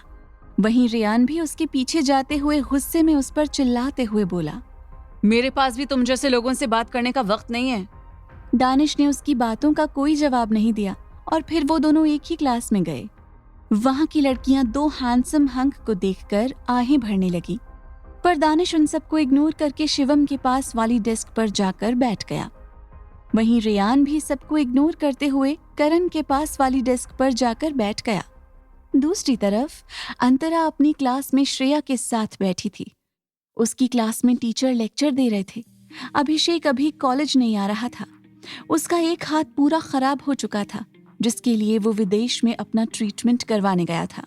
कुछ समय बाद पहला लेक्चर खत्म हुआ और दूसरे लेक्चर के लिए अंतरा और सारे स्टूडेंट को टेरेस वाले एक क्लास में जाना था, जिस वजह से अंतरा और सभी लोग फिर अपनी अपनी बुक्स लेकर ऊपर की ओर चले गए। उधर दानिश के पास ऋतिक का कॉल आया। क्लास में टीचर नहीं थे और दानिश क्लास से बाहर निकल गया। वहीं रेयान करण से कुछ कॉलेज के बारे में बात कर रहा था। तभी उनकी क्लास में सौम्या आई। सौम्या को देखते ही करण की नजर उस पर टिक गई और वो उसे घूरने लगा। सौम्या काफी सुंदर थी। वहीं सौम्या रेयान के पास आई और बोली, भाई मुझे घर पर मॉम ने कुछ अर्जेंट काम से बुलाया है, तो मैं जाऊं? उसे देखते हुए रेयान ने कहा। क्या हुआ, कुछ हुआ है क्या? उसकी बातों का जवाब देते हुए सौम्या बोली, नहीं भाई, ऐसी कोई बात नहीं है। उसकी बात पर फिर रेयान ने हाँ में सर हिलाया और उसके साथ बाहर आया। करण तो सौम्या में जैसे खो ही गया था। वहीं अंतरा टेरेस पर सभी के साथ थी। उसकी क्लास फिर कुछ देर में खत्म हुई और फिर वो श्रेया के साथ कुछ देर वहीं टेरेस पर हल्की हल्की धूप लेने लगी। हल्का ठंड का मौसम था। वो श्रेया से कुछ स्टडी से रिलेटेड डिस्कस करने लगी। कुछ देर की डिस्कशन के बाद वो दोनों कुछ मस्ती भरी बातें करने लगे, जिसमें से श्रेया ने अंतरा को दानिश के नाम से छेड़ना शुरू किया, जिससे अंतरा का चेहरा लाल हो गया और वो उसे घूरते हुए उसके पीछे जाते हुए बोली, तुम श्रेया की बच्ची? ऐसा कुछ भी नहीं है जैसा तुम सोच रही हो। वो एक नंबर के शैतान है जो मुझे हमेशा तंग करते रहते हैं, समझी? श्रेया उसकी बात पर हंसते हुए भागने लगी और बोली, अच्छा, अगर ऐसा ही है तो तुम्हारा चेहरा ऐसे ब्लश क्यों करता है उनके नाम पर? अंतरा को पता ही नहीं चला कि कब वो टेरेस के एकदम किनारे पर आ गई। उधर की साइड का सरफेस थोड़ा स्लिपरी टाइप था क्योंकि रात को हल्की बारिश हुई थी। अंतरा अभी भी श्रेया के पीछे दौड़ रही थी और जब वो उस ओर पहुंची तो वो जैसे ही आगे बढ़ने को हुई, उसका पैर बुरी तरह मुड़ गया और वो चीखते हुए स्लिप कर गई। उसकी चीख सुनकर और उसे ऐसे टेरेस से नीचे गिरते देख श्रेया एकदम घबरा गई और वो एक जगह रुककर तेजी से चिल्लाई, अंतरा! वहीं अंतरा कॉलेज के टॉप एरिया की ओर छत को पकड़े सहमी हुई लटकी थी। उसे काफी डर लग रहा था। उसका हाथ कभी भी छूट सकता था और वो घबराते हुए बोली, मैं गिर जाऊंगी, प्लीज मुझे बचाओ, मैं अभी मरना नहीं चाहती। अंतरा के चेहरे पर अब पसीना आने लगा था। उसे एक्रोफोबिया था, जिसमें उसे ऊंचाई से काफी डर लगता था। उसकी सांस ऊपर नीचे होने लगी और उसका शरीर डर से कांप रहा था। पैर मुड़ने की वजह से उसे पैर में भी काफी पेन हो रहा था। उसके हाथ में पसीने आ रहे थे, जिससे कि उसका हाथ आखिरकार स्लिप हो ही गया और उसकी तेज चीख निकल गई। डर से उसने अपनी आंखें बंद कर ली, पर तभी उसे फील हुआ कि उसका हाथ किसी के हाथ में मजबूती से जकड़ा हुआ था और कोई उससे बोल रहा था, नीचे मत देखना वरना तुम्हें और डर लगेगा, बस मेरी तरफ देखो और ऊपर आने की कोशिश करो। अंतरा उस आवाज को सुनकर हैरानी और डर से उस तरफ उस इंसान की ओर देखने लगी जिसका चेहरा धूप से चमक रहा था, जो रेयान था। रेयान के चेहरे पर अंतरा को ऐसे देखकर परेशानी थी जिसे अंतरा अपनी डरी आंखों से देख सकती थी। उसे कभी लगा नहीं था कि रेयान उसकी ऐसे भी परवाह करेगा। वो रेयान को अभी देख ही रही थी कि रेयान ने उसे पूरी ताकत से ऊपर खींचते हुए कहा, मुझे घूरना बंद करो, पता है मुझे कि मैं बहुत हैंडसम हूँ, पर अब ऊपर आने की कोशिश करो। उसकी बात सुनकर अंतरा का मुंह फिर से बन गया, पर अभी उसे ऊंचाई से डर लग रहा था, जिस वजह से वो रेयान के कहे के मुताबिक अपने शरीर पर जोर लगाते हुए ऊपर आने लगी। रेयान उसे धीरे धीरे करके ऊपर खींचता चला गया और कुछ ही समय बाद रेयान ने उसे ऊपर टेरेस पर खींच लिया। अंतरा जैसे ही ऊपर आई वो तुरंत लंबी लंबी सांसें लेने लगी। रेयान उसे देखते हुए गुस्से से बोला, जब तुम्हें हमेशा से ऊंचाई से डर लगता था तब क्या जरूरत थी यहाँ ऐसे आने की? उसकी बात सुनकर अंतरा उसे अजीब तरह से देखने लगी, पर तभी वो किसी की बाहों में कैद हो गई। रेयान का मुंह गुस्से से लाल हो उठा और वो आगे बढ़कर जैसे ही अंतरा को उस इंसान की बाहों से अलग करने गया, वैसे ही उस इंसान ने एक पंच रेयान के पेट पर मारा, जिससे कि रेयान थोड़ा दूर हो गया। वहीं अंतरा घबराते हुए रेयान को देखने लगी और फिर उस इंसान को देखते हुए बोली, दानिश, ये क्या कर रहे हैं आप? उसने मेरी जान बचाई है और आप हैं कि? तभी दानिश उसकी बात बीच में काटते हुए बोला, इसने जान बचाई है तो इसके लिए मैं इसे थैंक यू बोल दूंगा। तुम अपने दिल या दिमाग में इसके लिए कोई सॉफ्ट कॉर्नर नहीं बनाओगी। Got it? दानिश की आंखों में गुस्सा था। वहीं रेयान उसकी बात सुनकर गुस्से से बोला, ओह रियली? तुम रोकोगे उसे मेरे बारे में कुछ भी सोचने से? दानिश ये सुनकर धीरे धीरे अंतरा के चेहरे को सहलाते हुए बोला, ऑफ कोर्स मैं रोकूंगा इसे। ये कहकर दानिश ने अंतरा के माथे पर एक किस किया। अंतरा जो अभी घबराई और डरी हुई थी वो एकदम शांत हो गई दानिश की इस किस से। सभी स्टूडेंट्स ने देखा कि अंतरा ठीक थी, तो वो सभी फिर अपनी अपनी क्लास में चले गए। उधर दानिश ने अंतरा को गोद में उठाया और उसे लेकर कॉलेज के क्लिनिक की ओर चला गया। अंतरा के हाथों और पैरों में स्क्रैचेस लगे थे। अंतरा क्लिनिक को देखते हुए दानिश से ना समझी में बोली, पर मुझे चोट नहीं आई है। दानिश उससे बिना किसी भाव के बोला, पर मुझे सेटिस्फैक्शन नहीं है, इसलिए तुम्हारा पूरा बॉडी चेकअप होगा। अंतरा उसकी बात सुनकर खुन्नस में उसे घूरने लगी। दूसरी तरफ रेयान गुस्से से दानिश को जाते हुए देख रहा था। उसने अपने दांत पीसते हुए कहा, तुम्हें तो मैं छोड़ूंगा नहीं, बस एक बार मुझे सबूत मिल जाए जिससे कि मैं ये जान सकूं ये वही है। फिर मेरी जगह तुम होगे और तुम्हारी जगह मैं उसे अपनी बाहों में लूंगा। ये बोलते हुए वो फिर गुस्से से किसी को कॉल करते हुए वहां से चला गया। उधर श्रेया भी शिवम के साथ चली गई थी, क्योंकि दानिश के आ जाने से वो वैसे भी अंतरा से नहीं मिल सकती थी। उधर क्लिनिक में अंतरा को एक फीमेल डॉक्टर चेक कर रही थी। दानिश उस जगह से जरा भी नहीं हिला था और अंतरा को घूरे जा रहा था। क्या पता लगवा रहा है रेयान? आखिर क्या दानिश उसे कामयाब होने देगा? जानने के लिए सुनते रहिए वजह तुम हो, सिर्फ पॉकेट एफएम पर।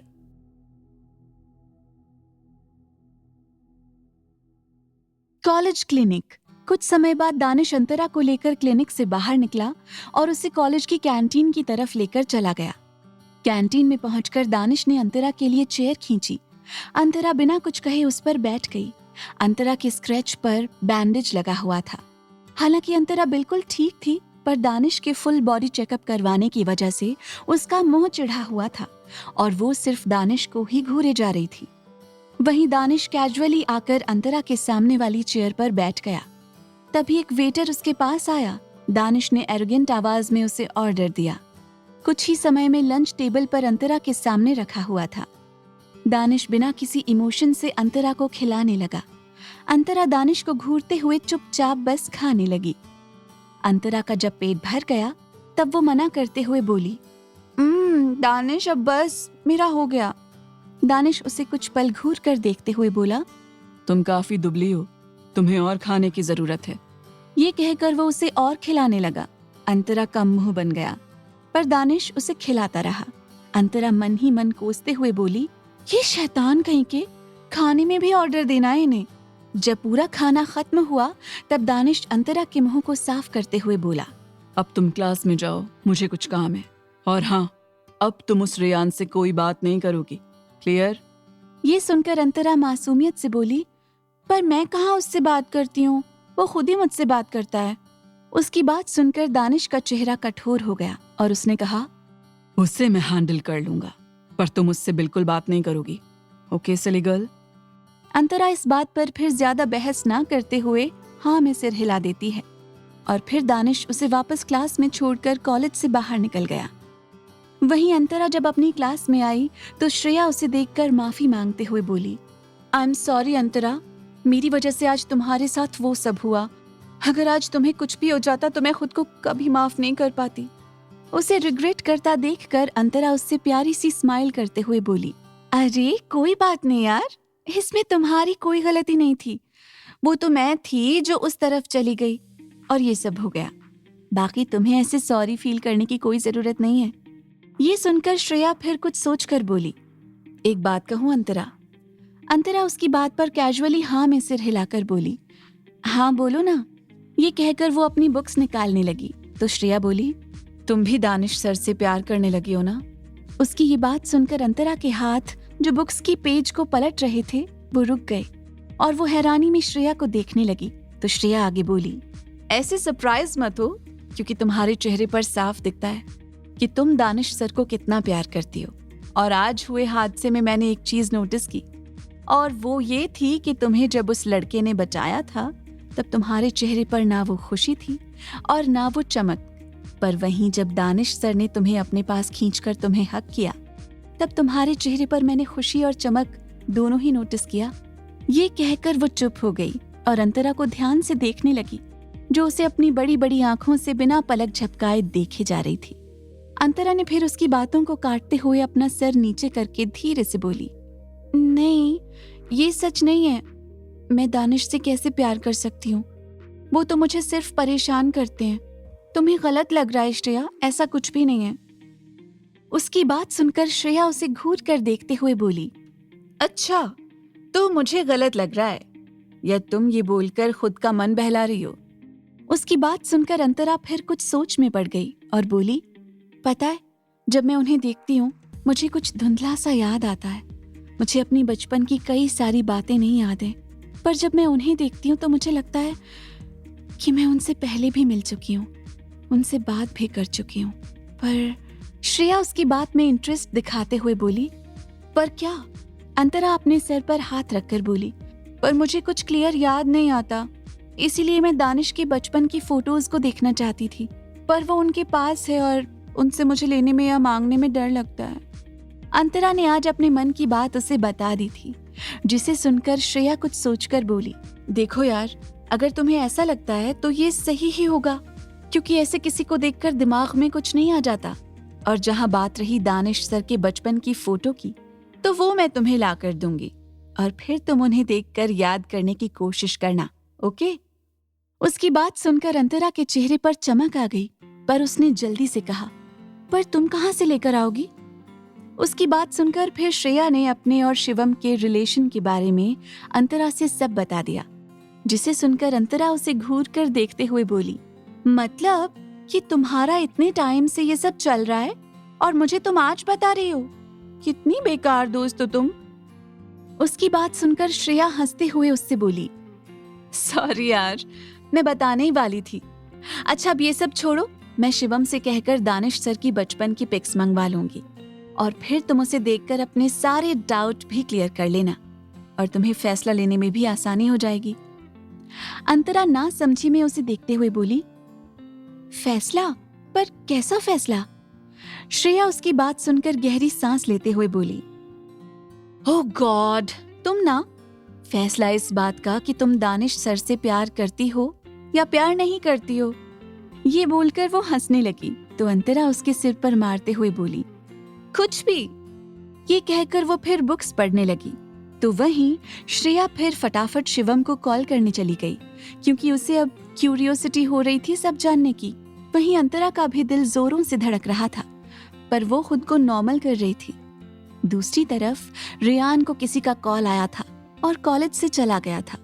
कुछ ही देर में उसकी कार सीधे करुणा अनाथालय के बाहर रुकी। रियान अपनी कार से निकलकर अपने असिस्टेंट के साथ अनाथालय के अंदर गया और वहां की ऑफिस की ओर सीधे बढ़ गया।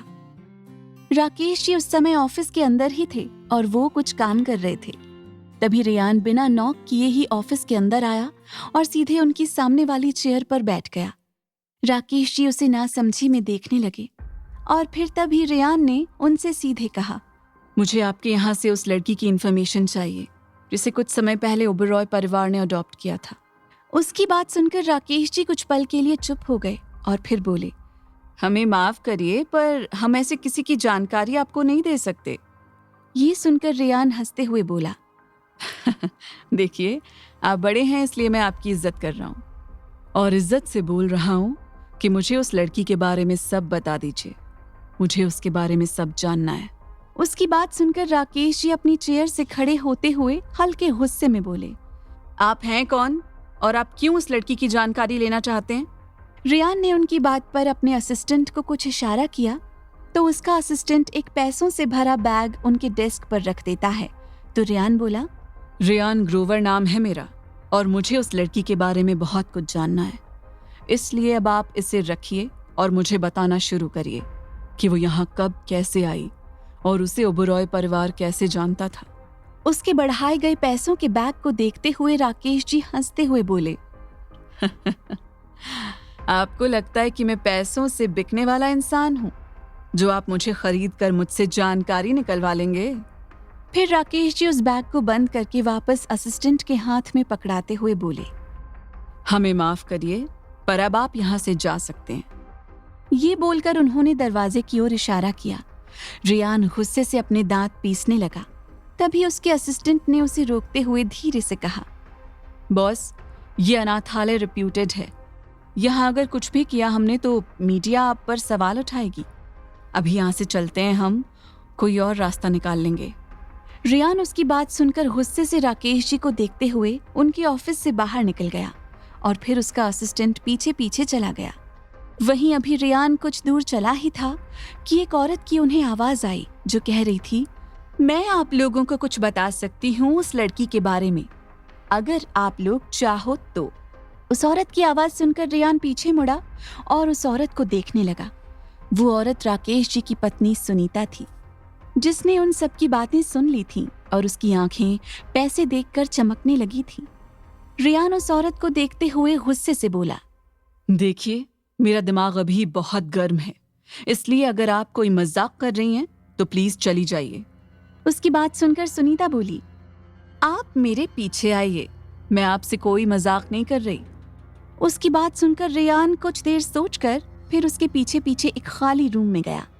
सुनीता रूम का दरवाजा बंद करके उस पैसे को देखने लगी, जिसका मतलब रियान समझ गया और उसने अपने असिस्टेंट को इशारा किया तो असिस्टेंट ने उस बैग को सुनीता को दे दिया।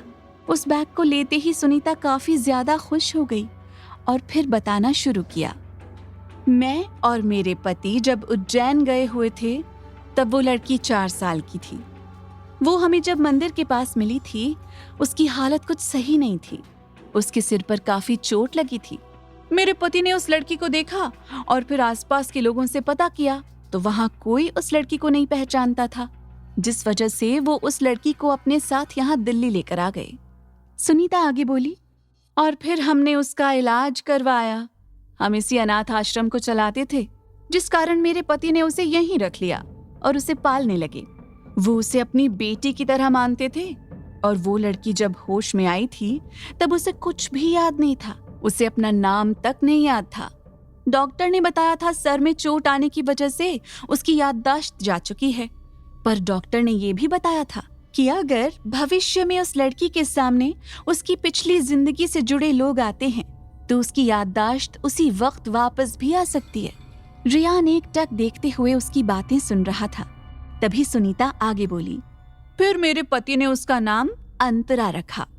अंतरा जब 6 साल की हुई तब तक वो हमें ही अपना माता पिता मानने लगी थी, पर एक दिन, ये बोलते हुए वो चुप हो गई। उन्हें रुकता देख रियान गुस्से में बोला, आगे बोलो, क्या हुआ था?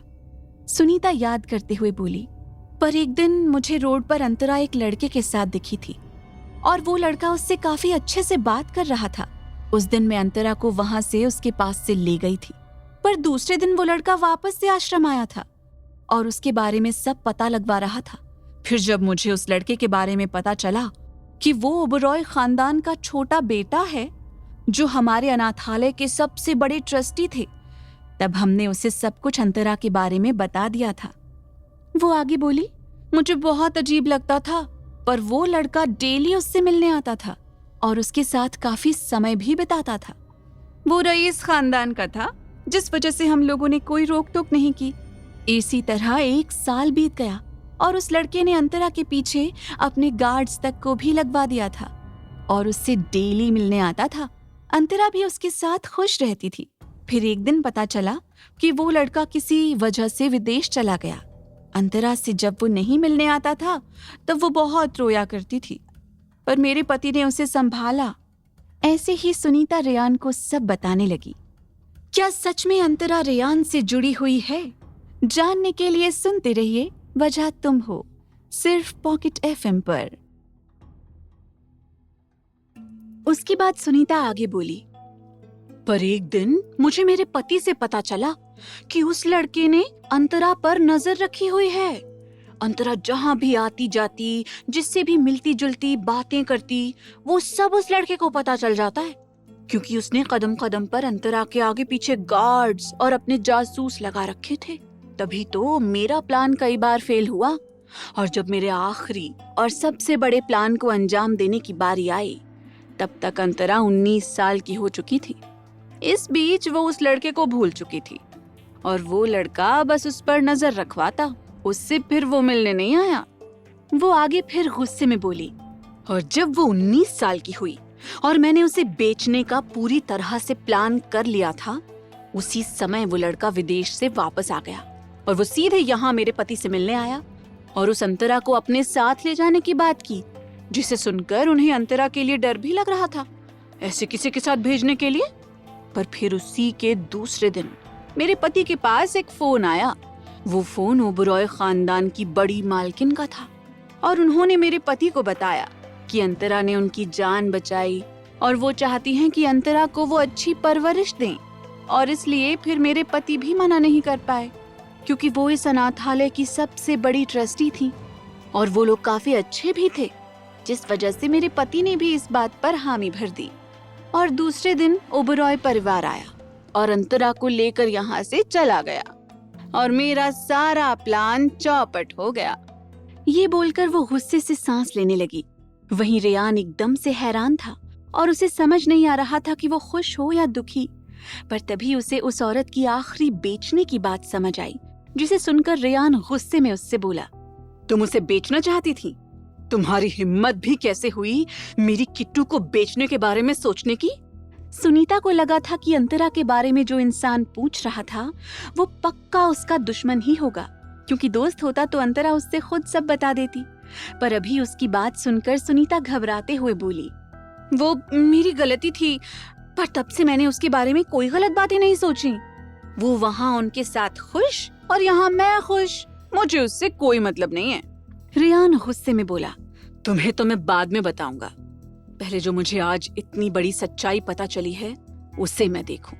ये बोलते हुए वो कुछ सोच में पड़ गया और उसके चेहरे पर चमक आ गई। वो मन ही मन खुश होते हुए बोला, फाइनली तुम मुझे मिल गई किट्टू, मुझे पता था तुम वही हो। पर कोई बात नहीं, भले उस दानिश ओबरॉय ने तुम्हारा बचपन से अब तक ख्याल रखा हो, तुम्हें प्रोटेक्ट किया हो, पर वो सही इंसान नहीं है। तुम्हें अब मुझसे कोई नहीं छीन सकता। ये बोलते हुए उसके चेहरे पर विनिंग स्माइल थी और उसने फिर तुरंत वहां से बाहर निकलते हुए किसी को कॉल किया। उधर से किसी ने कॉल पिक किया। वहीं उसके असिस्टेंट ने सुनीता को वो पैसों वाला बैग दिया और रेयान के साथ ही बाहर निकल गया। तो रेयान खुशी से बोला, अथर्व, तुम्हारी बहन मिल गई, हमारी किट्टू हमें मिल गई। मैंने सब उसके बारे में पता लगवा लिया है, अब बस तुम तुरंत यहाँ आ जाओ। उसकी बात सुनकर अथर्व भारद्वाज, जो किसी क्लाइंट के साथ था, वो जैसे एकदम शॉक्ड ही हो गया था। वो अचानक से खुशी में बोला, तू सच कह रहा है ना? देख, अगर ये झूठ हुआ तो मैं तुझे बहुत पीटूंगा। उसकी बात पर रेयान हंसते हुए बोला, मुझे भी अभी तक विश्वास नहीं हो रहा, पर ये सच है। और अब जल्दी से आजा, मैं ध्रुवी को कॉल करके बताता हूँ। ये बोलकर रेयान कॉल कट करके ध्रुवी को कॉल करते हुए अपनी कार में बैठकर वहां से निकल गया। दूसरी तरफ अल्फा ग्रुप। इस वक्त दानिश अपनी मीटिंग रूम में था। तभी उसके पास उसके एक आदमी का कॉल आया। दानिश का चेहरा एकदम कठोर हो गया और उधर से वो आदमी बोला, बॉस, रेयान ग्रोवर अनाथालय गया हुआ था और उसे सब कुछ पता चल गया। दानिश उसकी बात सुनकर सर्द लहजे में बोला, अंतरा के आसपास सिक्योरिटी बढ़ा दो। ये बोलकर दानिश ने कॉल कट कर दिया और मीटिंग ओवर अनाउंस करके अपनी चेयर पर आंखें बंद करके शैतानी स्माइल करने लगा। दूसरी तरफ कॉलेज में अंतरा की क्लास चल रही थी और वो अपनी पढ़ाई पर फोकस कर रही थी, पर आज उसका मन कुछ अजीब सा हो रहा था। ऐसा पहली बार उसके साथ हो रहा था। उसे ऐसा लग रहा था जैसे कि शायद कुछ ऐसा होने वाला था जिससे कि उसकी जिंदगी ही बदल जाएगी। पर फिर वो अपने सारे ख्यालों से बाहर आकर अपने लेक्चर पर ध्यान देने लगी। वहीं दूसरी तरफ ओबरॉय इंडस्ट्रीज में ध्रुव के केबिन में ही ध्रुवी का केबिन बनाया गया था, जिसमें दोनों साथ में ही उस प्रोजेक्ट पर काम कर रहे थे। तभी एक फीमेल एम्प्लॉय ने केबिन का गेट नॉक किया तो ध्रुव कैजुअली बोला, कम इन।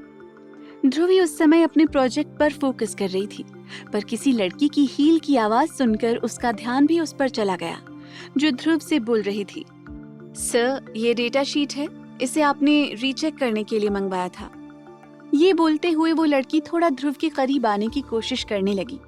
उधर ध्रुव उस समय लैपटॉप में देख रहा था, जिस वजह से उसने ध्यान नहीं दिया। वहीं ध्रुवी सब नोटिस कर रही थी और अब तक उसने जो फाइल अपने हाथ में पकड़ रखी थी उस पर उसकी पकड़ मजबूत हो चुकी थी और वो अपने आप ही गुस्से से उस लड़की को घूरने लगी। वहीं ध्रुव उस लड़की को बिना देखे बोला, इसे टेबल पर रख दो। वो लड़की ध्रुव को देखते हुए फिर वो फाइल को वहीं टेबल पर रखकर एक नजर ध्रुवी को देखने लगी तो वो थोड़ा डर गई क्योंकि ध्रुवी उसे गुस्से में देख रही थी। वो लड़की फिर वहां से तुरंत बाहर निकल गई। तभी ध्रुव फिर ध्रुवी से कुछ बोला, जिसे सुनकर ध्रुवी तुरंत अपने आप को नॉर्मल करते हुए उसकी तरफ देखने लगी। तो ध्रुव बोला, चलो अब हम लंच कर लेते हैं, काफी समय हो गया। उसकी बात सुनकर ध्रुवी स्माइल करते हुए हाँ में सर हिलाती है। और फिर जब वो सोफे के पास जाने वाली थी तभी उसका फोन रिंग हुआ। फोन पर रेयान नाम शो हो रहा था, जिसे देखकर ध्रुवी फिर ध्रुव से बोली, एक्सक्यूज मी, वो मैं एक कॉल अटेंड करके आती हूँ। वहीं ध्रुव की नजर उसके फोन पर चली गई थी और उसने रेयान नाम देख लिया था, जिस वजह से उसके अंदर बेचैनी आ गई थी और वो मन ही मन चिढ़ते हुए बोला, ये तो सिंगल थी ना, फिर अब ये रेयान कहाँ से आ गया? कि जो कोई भी है, अगर मेरे और ध्रुवी के बीच में आया तो इसे मैं छोड़ूंगा नहीं। ये सोचकर फिर ध्रुव ने हाँ में सर हिलाया। तो ध्रुवी ने जल्दी से साइड में जाकर कॉल पिक की और बोली, क्या बात है, इतने दिनों बाद अपने दोस्त को कैसे याद कर लिया? उसकी बात सुनकर रेयान उससे बोला, झूठ मत बोलो, अभी 2 दिन पहले ही हम चैट पर थे। उसकी बात सुनकर ध्रुवी हंसने लगी और फिर तभी रेयान ने कहा, वैसे पता है मैंने तुम्हें कॉल क्यों किया है अभी? उसकी बात पर ध्रुवी बोली, अब बताओगे तभी पता चलेगा ना, बोलो जल्दी अब। रेयान उसकी बात पर फिर बोला, तुम्हारी बहन मिल गई है।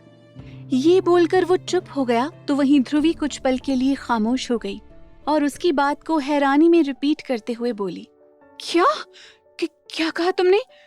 मेरी बहन यानी मेरी किट्टू मिल गई?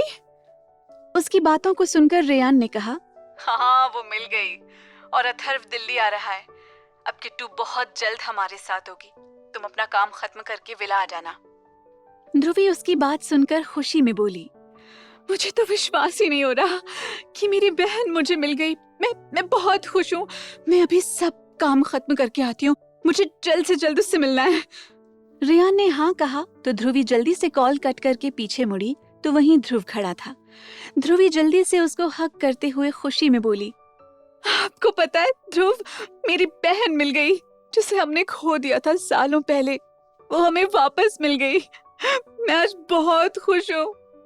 ध्रुव ने उसकी बातों को समझते हुए उसे हग कर लिया। अभी वो ध्रुवी के लिए काफी खुश था। ध्रुवी फिर उससे अलग होकर बोली, क्या मैं आज हाफ लीव ले सकती हूँ? वो क्या है ना, मेरे भाई आ रहे हैं और मुझे उनके साथ अपनी बहन से भी मिलने जाना है। उसकी बात पर ध्रुव स्माइल करते हुए हाँ में सर हिलाता है और फिर बोला, ठीक है तुम ले सकती हो, पर अपनी बहन से मुझे भी मिलवाना, ओके? ध्रुवी हंसते हुए हाँ बोली और फिर ध्रुव को बाय बोलकर वहां से निकल गई। वहीं दूसरी तरफ अंतरा की सारी क्लास अब खत्म हो चुकी थी और वो अब श्रेया के साथ बाहर निकल रही थी। तभी श्रेया ने उससे कहा, मैं तुम्हें आज रात तक दानिश सर की बचपन की पिक्स सेंड कर दूंगी, ओके? अंतरा ने स्माइल करते हुए हाँ में सर हिलाया और फिर श्रेया अपनी कार से और अंतरा अपनी कार से घर के लिए निकल गईं। कुछ ही देर में अंतरा की कार पैलेस के बाहर आकर रुकी और अंतरा उसमें से निकलकर सीधे अंदर गई। लिविंग एरिया में बिपाशा और देविका जी सोफे पर बैठे कुछ बातें कर रही थीं। अंतरा अपना बैग वहीं सोफे पर रखकर उनके पास गई और उनसे कुछ देर तक बातें करने लगी, जिसके बाद फिर बिपाशा जी उसके लिए खाना लगवाने चली गईं और कुछ देर बाद अंतरा खाना खाकर अपने रूम में आई। इसी तरह रात हो गई। अंतरा रात के समय डिनर करके सभी के साथ गार्डन में टहलते हुए बातें कर रही थी। तभी गेट पर एक कार आकर रुकी। ऋतिक उसमें से दानिश का बैग और कोट लेकर बाहर निकला और दूसरी साइड से दानिश बाहर निकला। उसके चेहरे पर कोई एक्सप्रेशन नहीं था इस वक्त। वो अंदर की ओर आया और गार्डन में उसकी नजर एक इंसान पर टिक गई। अंतरा उस समय परितोष जी से कुछ मुस्कुराते हुए बातें कर रही थी। दानिश अपनी मुट्ठियां कसते हुए बिपाशा जी से बोला, मॉम मेरे लिए कॉफी भिजवाइए। उसकी आवाज भारी थी, जिसे सुनकर सभी उसकी तरफ देखने लगे। अंतरा भी उसे देखने लगी। अंतरा को महसूस हुआ कि दानिश उसे ही घूर रहा था।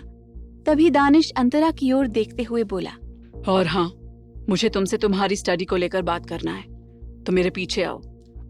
ये उसका एक ऑर्डर था, जिसे सुनकर अंतरा उसे घूरने लगी और दानिश उसे इग्नोर करके अंदर चला गया। बिपाशा जी फिर अंतरा के साथ अंदर आईं।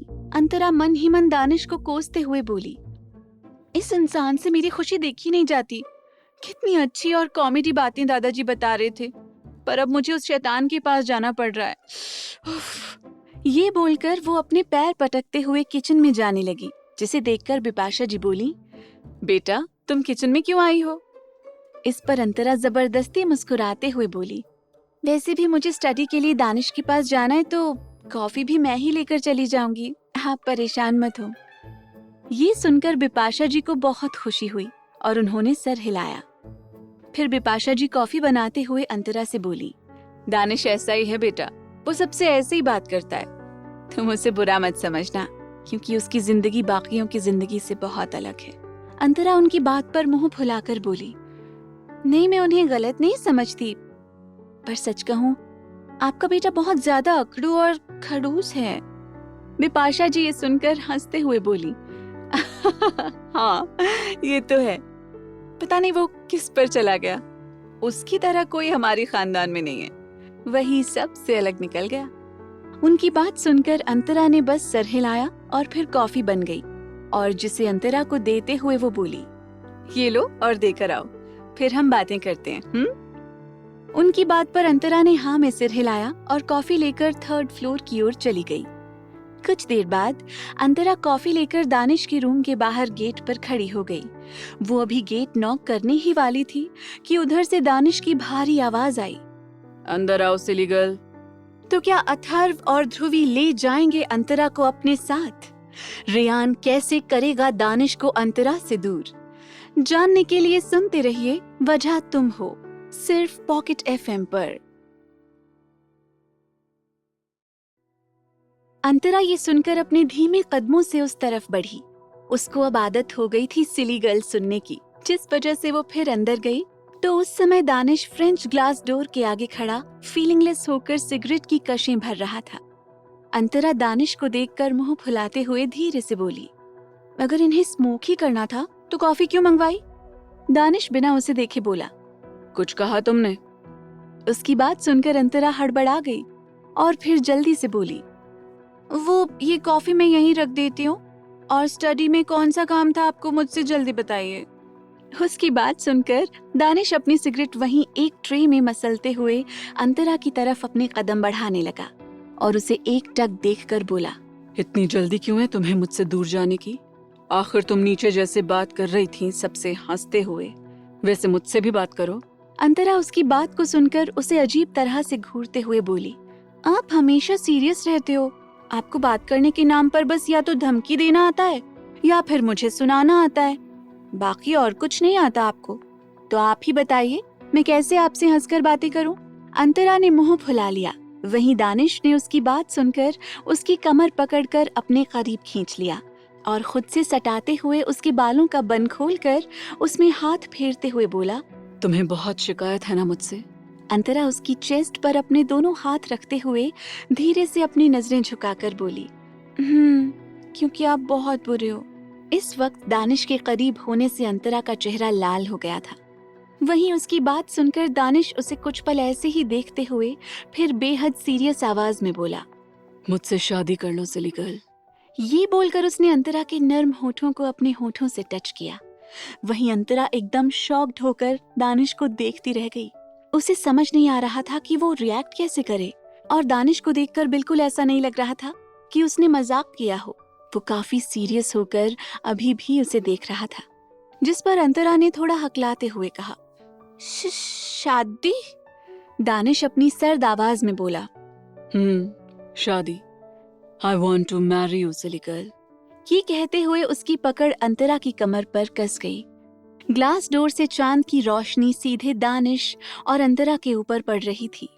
अंतरा, जो इस समय दानिश की बाहों में थी, वो एक टक हैरान परेशान होकर दानिश को देख रही थी। तो वहीं दानिश अपने ठंडे भाव से अंतरा की चुप्पी को देख रहा था, जिसके साथ ही उसका पेशेंस अब खत्म हो चुका था और वो अंतरा के चेहरे को कसकर अपने हाथों में भरते हुए अपने दांत पीसकर बोला, I said marry me, silly girl. उसके ऐसे चेहरे को पकड़ने से अंतरा का चेहरा दर्द से लाल हो गया और वो दानिश से खुद को छुड़ाते हुए धीरे से बोली, प्लीज, मुझे दर्द हो रहा है, छोड़िए मुझे। दानिश उसको और मजबूत तरीके से पकड़ते हुए ठंडी आवाज में बोला, I want my answer. Marry me. अंतरा को कुछ समझ नहीं आ रहा था कि वो इस समय क्या कहे। उसे कभी उम्मीद नहीं थी कि उसके सामने कभी ऐसी सिचुएशन आएगी जब उसे ऐसे शादी के लिए फोर्स किया जाएगा। अंतरा की आंखें अब नम हो गई थी। उसने दानिश से छूटने के लिए फिर स्ट्रगल करना बंद कर दिया और धीरे से उससे बोली, आप मुझसे शादी क्यों करना चाहते हैं? आप तो मुझे अभी ज्यादा जानते भी नहीं, और तो और आप मुझसे प्यार भी नहीं करते। ये बोलते हुए उसकी आंखों से एक कतरा आंसू बह निकला। वहीं दानिश उसकी सारी बातों को ध्यान से सुनते हुए उसके चेहरे को गौर से देखकर बोला, पहली बात, तुम मेरी हो, इसलिए मैं तुमसे शादी करके हमेशा के लिए तुम्हें अपना बनाना चाहता हूँ। दूसरी बात, मैं तुम्हें इस हद तक जानता हूँ जितना कि तुम खुद को नहीं जानती। ये बोलकर दानिश ने फिर अंतरा को अपने और करीब कर लिया। अंतरा ये सुनकर हैरानी से दानिश को देखने लगी तो दानिश उसके चेहरे पर अपनी पकड़ मजबूत बनाते हुए सर्द आवाज में बोला, और रही बात प्यार की, तो वो जरूरी नहीं कि शादी से पहले हो, तभी हम शादी कर सकते हैं। बिना प्यार के भी मैं तुम्हें खुश रखूंगा और तुम मेरे साथ खुश रहोगी, जो एक शादी के रिश्ते में काफी होता है। अंतरा उसकी सारी बातें सुनकर उसे बिना पलक झपकाए देखती रह गई तो दानिश आगे बोला, तो अब तुम्हारा जवाब हाँ में ही आना चाहिए मुझे, क्योंकि ना सुनना पसंद नहीं। Got it? ये बोलकर दानिश ने उसके आंसुओं को साफ किया। वहीं अंतरा दानिश की ऐसी धमकी भरी बात सुनकर उससे सिसकते हुए बोली, आप इसे जबरदस्ती नहीं कर सकते मेरे साथ, क्योंकि मैं ना आपको पसंद करती हूँ और ना ही आपसे प्यार करती हूँ, तो आप ऐसे मुझसे जबरदस्ती हाँ नहीं बुलवा सकते। उसकी बात सुनकर दानिश का लहजा कठोर हो गया और वो अपनी कठोर आंखों से उसकी तरफ देखते हुए बोला, तुम्हें कोई जरूरत नहीं है मुझे पसंद करने या प्यार करने की। मैं तुम्हें पसंद करता हूँ, बस इतना काफी है शादी होने के लिए। और जहां बात रही जबरदस्ती की, तो अगर तुम प्यार से नहीं मानोगी तो मुझे वो भी करना पड़े तो मैं करूंगा। ये कहकर दानिश शैतानी मुस्कुराहट के साथ आगे बोला, तुम प्यार से मानोगी तो ठीक है, वरना मैं वो सब करूंगा जिससे कि तुम खुद मुझसे शादी के लिए हाँ बोलोगी। समझ आया सिली गर्ल? इसलिए अभी कह रहा हूँ, मान जाओ, वरना बाद में तुम्हें रोते देखकर मुझे अच्छा नहीं लगेगा। अंतरा फटी आंखों से दानिश को एकटक देख रही थी। उसे दानिश से अभी कोई अच्छी वाइब नहीं आ रही थी, बल्कि दानिश उसे अभी शैतान लग रहा था, जो उसे ऐसे धमकी दे रहा था जैसे वो उसका मालिक था। अंतरा की आंखें वापस से नम हो गईं और उसने उससे कहा, आप ऐसा कुछ नहीं करेंगे। अगर आपने मुझसे जबरदस्ती की तो मैं दादी को बता दूंगी। उसकी बात सुनकर दानिश टेढ़ी स्माइल करते हुए बोला, Oh really? तुम्हारे अंदर इतने गट्स हैं, तुम मेरे खिलाफ जाओगी? अंतरा सिसकते हुए हाँ में सिर हिलाती है तो दानिश उसे फिर छोड़ते हुए बोला, गो। उसकी बात सुनकर अंतरा उसे अजीब तरह से देखने लगी तो दानिश फिर जोर से चिल्लाकर बोला, I said go. अंतरा सहम गई दानिश के चिल्लाने पर और वो तुरंत रूम से रोते हुए बाहर निकल आई। वो सीधे अपने रूम में चली गई और अपने रूम का दरवाजा बंद करके अपने बेड पर लेट गई और अपने मुंह को तकिए पर रखकर तेज तेज सिसकने लगी और सिसकते हुए बोली, आप ऐसा कैसे कर सकते हैं मेरे साथ? आप मुझे धमकी नहीं दे सकते। मैंने कभी आपसे शादी के बारे में नहीं सोचा था। मैं तो यहाँ सिर्फ अपना करियर बनाने के लिए आई थी, पर अब ये सब हो रहा है मेरे साथ।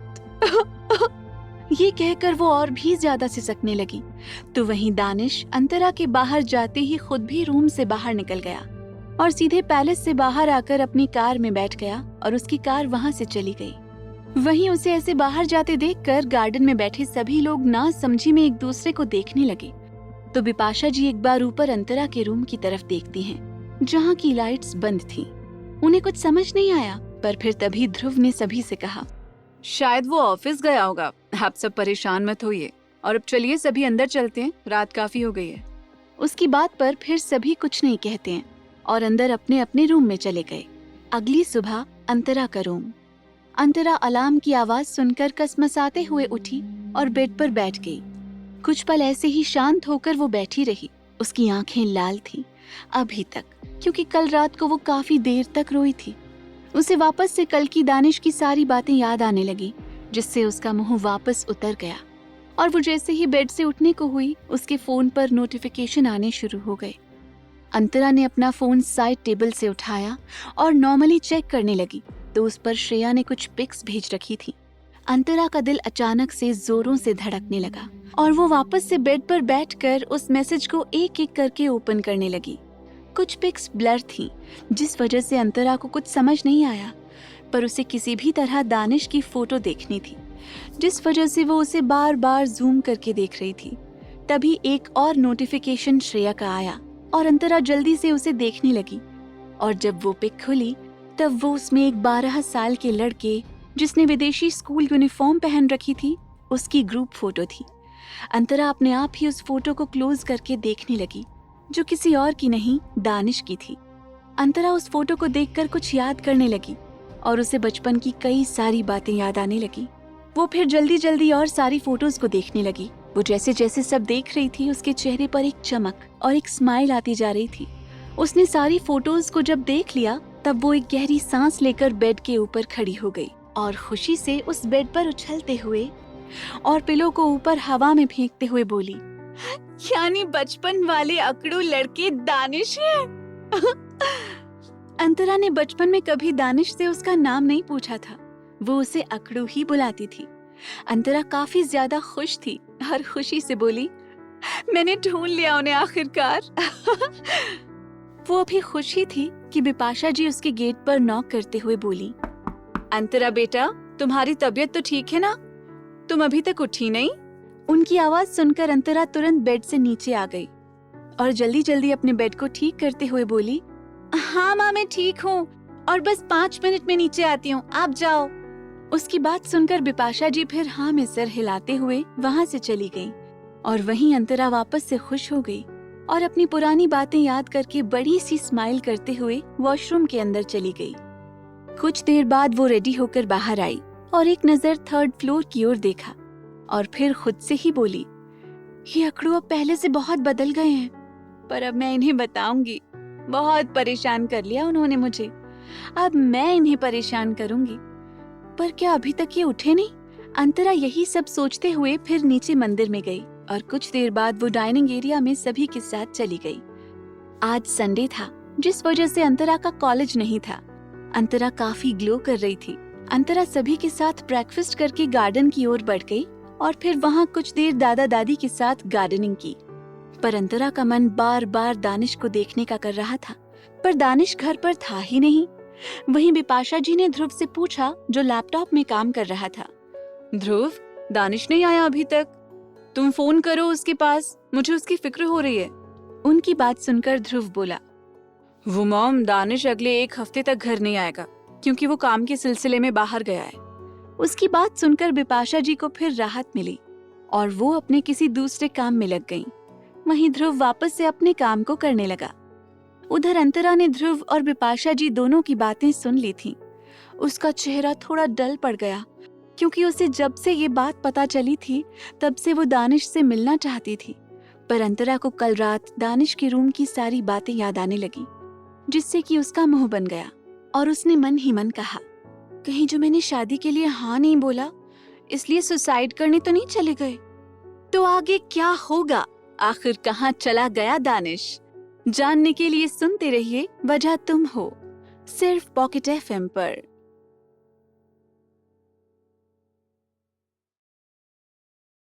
अंतरा खुद को कोसते हुए बोली, नहीं नहीं, मैं क्या ये बकवास सोच रही हूँ? उन जैसा इंसान तो किसी का खून कर दे, ना कि खुद सुसाइड करे। अंतरा अपने में ही उलझी हुई थी कि नौकर ने सभी को लंच के लिए बुलाया। अब तक दोपहर हो चुकी थी। अंतरा फिर अपने आप को शांत करते हुए सभी के साथ अंदर चली गई। अंतरा को ओबरॉय खानदान में आना अभी तक सिर्फ महज इत्तेफाक लग रहा था और उसी घर में उसके बचपन का दोस्त मिल जाना भी उसे इत्तेफाक लग रहा था। उधर सभी कुछ देर बाद लंच करके हॉल में बैठ गए। अंतरा भी उनके साथ बैठी थी कि तभी घर की डोरबेल बजी तो अंतरा ने सभी से कहा, मैं देखती हूँ। सभी ने हाँ में सर हिलाया और अंतरा डोर के पास गई और डोर को जैसे ही ओपन किया, सामने खड़े इंसान को देखकर उसकी आंखें छोटी हो गई और वो उस इंसान को घूरते हुए बोली, तुम लकड़ बग्घे, यहाँ क्या कर रहे हो? सामने खड़ा रेयान उसकी बातों से आज चिढ़ने के बजाय स्माइल करते हुए उसे ऊपर से नीचे तक सुकून के साथ देख रहा था। वहीं अंतरा उसे ऐसे घूरते देखकर चिढ़ते हुए बोली, तुम इतने घटिया इंसान हो कि मुझे तुम्हारा सर फोड़ने का मन करता है। निकल जाओ यहाँ से। उसकी बात सुनकर रेयान स्माइल करते हुए बोला, इतनी इज्जत से बात मत करो, मुझे शर्म आ जाएगी। अंतरा अपना मुंह खोले उसकी बात सुनती रह गई और फिर उसने गुस्से से कहा, ओ बहरे, जाओ जाकर डूब मरो, समझे? और आइंदा से अपना रास्ता मत भटकना। ये भूले भटकों का शिविर नहीं है जो मुंह उठाए चले आए। ये कहकर वो दरवाजा वापस से बंद करने लगी तो किसी ने पीछे से धीमी आवाज में कहा, किट्टू। अंतरा जो दरवाजा बंद कर रही थी, ये नाम सुनकर अचानक से उसके हाथ रुक गए और वो अपने सामने खड़े अब उस इंसान को देखने लगी जिसने उसे किट्टू कहा था। उसके सामने एक लड़का खड़ा था जो उससे काफी बड़ा था और उसी के बगल में एक प्यारी सी लड़की खड़ी थी जो स्माइल करते हुए उसे देख रही थी। अंतरा ध्यान से उन दोनों को देख रही थी। उसे कुछ बेचैनी सी हो रही थी। तभी ध्रुव उसके पास आते हुए बोला, क्या है अंतु, कौन लोग हैं? उसने ये कहा और गेट पर खड़े इंसान को देखने लगा जिसमें से वो दो लोगों को पहचानता था, जिस वजह से उसने कहा, मिस्टर अथर्व और ध्रुवी, तुम यहाँ? आओ ना अंदर। मिस्टर अथर्व, आप भी आइए ना। अथर्व अंतरा को देख रहा था और फिर उसने अंतरा से कहा, किट्टू, पहचाना मुझे? अंतरा जो अभी भी ऐसे ही शांत खड़ी थी, वो धीरे धीरे अथर्व के चेहरे के पास जाकर उसे ध्यान से देखने लगी तो उसे बचपन का कुछ याद आने लगा जिसमें एक लड़का उसे झूले पर बैठाकर झुला रहा था और उससे कह रहा था, किट्टू, मजा आ रहा है ना? तो वो छोटी सी लड़की हंसकर कहती है, हाँ भाई, बहुत ज्यादा मजा आ रहा है। और फिर तभी एक लड़की और आकर उसके पास झूले पर बैठ जाती, जिसे देखकर वो छोटी सी लड़की खुशी से कहती है, ध्रुवी दीदी, आप भी मेरे साथ झूलो। तो वो लड़की जो ध्रुवी थी वो हंसते हुए उसके साथ झूलने लगती। वहीं किट्टू, जो कोई और नहीं अंतरा ही थी, उसे वो सब पल धीरे धीरे याद आ रहे थे और अचानक से उसका सर भारी होने लगा। उसकी आंखों में आंसू आ गए और वहीं अथर्व ने उसे तुरंत अपने गले लगा लिया। एक कतरा आंसू उसके भी चेहरे पर आ गया। वहीं ध्रुवी भी नम आंखों से उन्हें देख रही थी। अथर्व अंतरा के सर को सहलाते हुए बोला, किट्टू, मैं तुम्हारा भाई हूँ। तुम मुझे मिल गई किट्टू, मैं बहुत खुश हूँ आज। वहीं अंतरा को भी अब सब कुछ याद आ चुका था, क्योंकि डॉक्टर ने बोला था कि अगर अंतरा की पुरानी जिंदगी से कोई भी इंसान या बातें उसके सामने आई तो उसे आसानी से सब याद आ जाएगा, और वही अंतरा के साथ हुआ। हालांकि उसे सब कुछ एकदम से याद नहीं आया था, पर अथर्व और ध्रुवी को देखकर धीरे धीरे उसे कई सारी बातें याद आ गईं, और वो भी सिसकते हुए बोली, हाँ भाई, मुझे याद आ गया सब। उसके बाद वो उससे अलग होकर ध्रुवी की तरफ देखती है और ध्रुवी ने भी उसे कसकर अपने गले से लगा लिया। इस वक्त अंतरा का चेहरा आंसुओं से भीगा हुआ था। उसे अभी तक यकीन नहीं हो रहा था कि सच में उसके भाई बहन मिल चुके थे। वो आज बहुत ज्यादा खुश थी। वहीं दूसरी तरफ सारा ओबरॉय परिवार हैरानी से ये सब देख रहा था। तभी बिपाशा जी आगे बढ़ते हुए अथर्व और ध्रुवी से हैरानी में बोली, ये सब यहाँ क्या हो रहा है? मतलब हम सबको कुछ समझ नहीं आ रहा। उनकी आवाज सुनकर अंतरा उनकी तरफ देखने लगी और बाकी सब भी उन्हें देखने लगे। और फिर तभी ध्रुव कुछ सोचते हुए ध्रुवी से बोला, तो इसका मतलब तुम जिस बहन की बात कर रही थी वो अंतु थी, जो बचपन में तुम सबसे अलग हो गई थी? ध्रुवी उसकी बात सुनकर खुशी में बोली, हाँ ध्रुव, हमारी किट्टू यही है। और हमें ये बात कुछ टाइम पहले ही पता चली कि वो बहुत समय से आपके ही घर में आप लोगों के साथ रह रही है। ध्रुव उसकी बात पर बस कभी उसे देखता तो कभी अंतरा को। अंतरा बहुत ज्यादा खुश थी। तभी देविका जी ने अथर्व और बाकी सभी से कहा, अंदर आइए, आप लोग बैठकर बात करते हैं। उनकी बात पर अथर्व ने मना नहीं किया और ध्रुवी के साथ अंदर आया। वहीं रेयान ध्रुवी को टोकते हुए उसके कान में बोला, हम यहाँ बैठने नहीं आए थे, हम तो अंतरा को लेकर तुरंत यहाँ से जाने वाले थे ना। उसके ये कहने पर ध्रुवी ने उससे धीरे से कहा, देखो रेयान, भाई जो कह रहे हैं वो सोच समझ कर ही कह रहे होंगे, और हम ये झुठला नहीं सकते कि ओबरॉय परिवार ने इतने समय तक हमारी किट्टू का कितने अच्छे से ख्याल रखा है, तो हम उनकी डिसरिस्पेक्ट नहीं कर सकते। ये बोलकर वो फिर अंतरा का हाथ पकड़कर अंदर चली गई। वहीं रेयान कसमसाते हुए फिर उसके पीछे जाने लगा। अथर्व सोफे पर बैठकर शालीनता के साथ सबकी तरफ देखते हुए बोला, मुझे आप सब लोगों से कोई शिकायत नहीं है, बल्कि मैं तो आप सबका शुक्रगुजार हूँ कि आपने हमारी बहन का इतने अच्छे से ख्याल रखा। और अब जैसा कि मुझे मेरी बहन मिल गई है, तो मैं उसे यहाँ से ले जाना चाहता हूँ। ये बोलकर वो चुप हो गया और सभी की ओर देखने लगा। वहीं उसकी बात सुनकर सारा ओबरॉय परिवार परेशान हो उठा और वो सब अंतरा की तरफ देखने लगे। अंतरा भी थोड़ी परेशान दिखने लगी, ऐसे अचानक से छोड़ के जाने के नाम से। बिपाशा जी अथर्व की बात पर उससे बोली, देखो बेटा, मैं तुम्हारी भावनाओं की कद्र करती हूँ। हर भाई का यही फैसला होगा अपनी बहन के लिए, वो भी तब जब वो उसे इतने सालों बाद मिली हो। ये बोलकर वो कुछ पल शांत हो गईं। कुछ नौकर आकर उनके लिए चाय नाश्ता रखने लगे। अथर्व बस उनकी बात ध्यान से सुन रहा था। वहीं रेयान बार बार दरवाजे की ओर देखते हुए मन ही मन बोला, उसके आने से पहले ही अंतरा को यहाँ से ले जाना होगा, वरना वो कोई ना कोई परेशानी जरूर खड़ी करेगा। तभी देविका जी अंतरा को अपने पास बैठाकर अथर्व से बोली, बेटा, हम सब अभी तैयार नहीं हैं अंतरा से दूर होने के लिए। इतने दिनों में ये इस घर की जान बन चुकी है, बिना इसके ये घर और हम सब बहुत अकेले हो जाएंगे। इसलिए बेटा, क्या कुछ दिन और हम अपनी बच्ची को अपने पास नहीं रख सकते? ये बोलते हुए उनकी आंखें नम हो चुकी थीं। अंतरा उन्हें उदास देखकर खुद बहुत उदास हो गई और वो फिर अपने भाई की तरफ देखने लगी, जो किसी गहरी सोच में था। वहीं रेयान ये सुनकर एकदम आग बबूला हो गया और वो तुरंत खड़े होते हुए सभी से बोला, देखिए, बहुत हुआ आप सबका। हमने पहले ही डिसाइड कर लिया था कि आज हम अंतरा को यहाँ से लेकर ही जाएंगे, तो आप सब ऐसे इमोशनल अत्याचार मत करिए, क्योंकि हम आप सबकी बातों में नहीं आने वाले। उसकी बातें सुनकर ध्रुव उसे गुस्से से देखते हुए बोला, mind your tongue mister Ryan, आप ऐसे मेरी फैमिली से बात नहीं कर सकते। और जहाँ तक बात रही अंतु को यहाँ से ले जाने की, तो आप कोई नहीं होते ये बात डिसाइड करने वाले। अंतु के लिए अभी उसके भाई बहन बैठे हुए हैं। ध्रुव ने उसी लहजे में रेयान को जवाब दिया। रेयान गुस्से से उसे देखने लगा और उसे कुछ कहने को हुआ कि तभी अथर्व की आवाज उस हॉल में गूंजी, ठीक है, मुझे मंजूर है, पर ये बोलकर वो अंतरा को देखने लगा। अंतरा भी उसे ही देख रही थी। वहीं रेयान अथर्व की बात सुनकर गुस्से में उसे देखने लगा, तो उधर ओबरॉय परिवार के सब लोग खुश हो गए ये बात सुनकर। और फिर अथर्व ने आगे ध्रुवी की तरफ देखते हुए कहा, पर मैं किट्टू को अकेले यहाँ नहीं रहने दूंगा। उसकी बात सुनकर सभी उसे नासमझी में देखने लगे।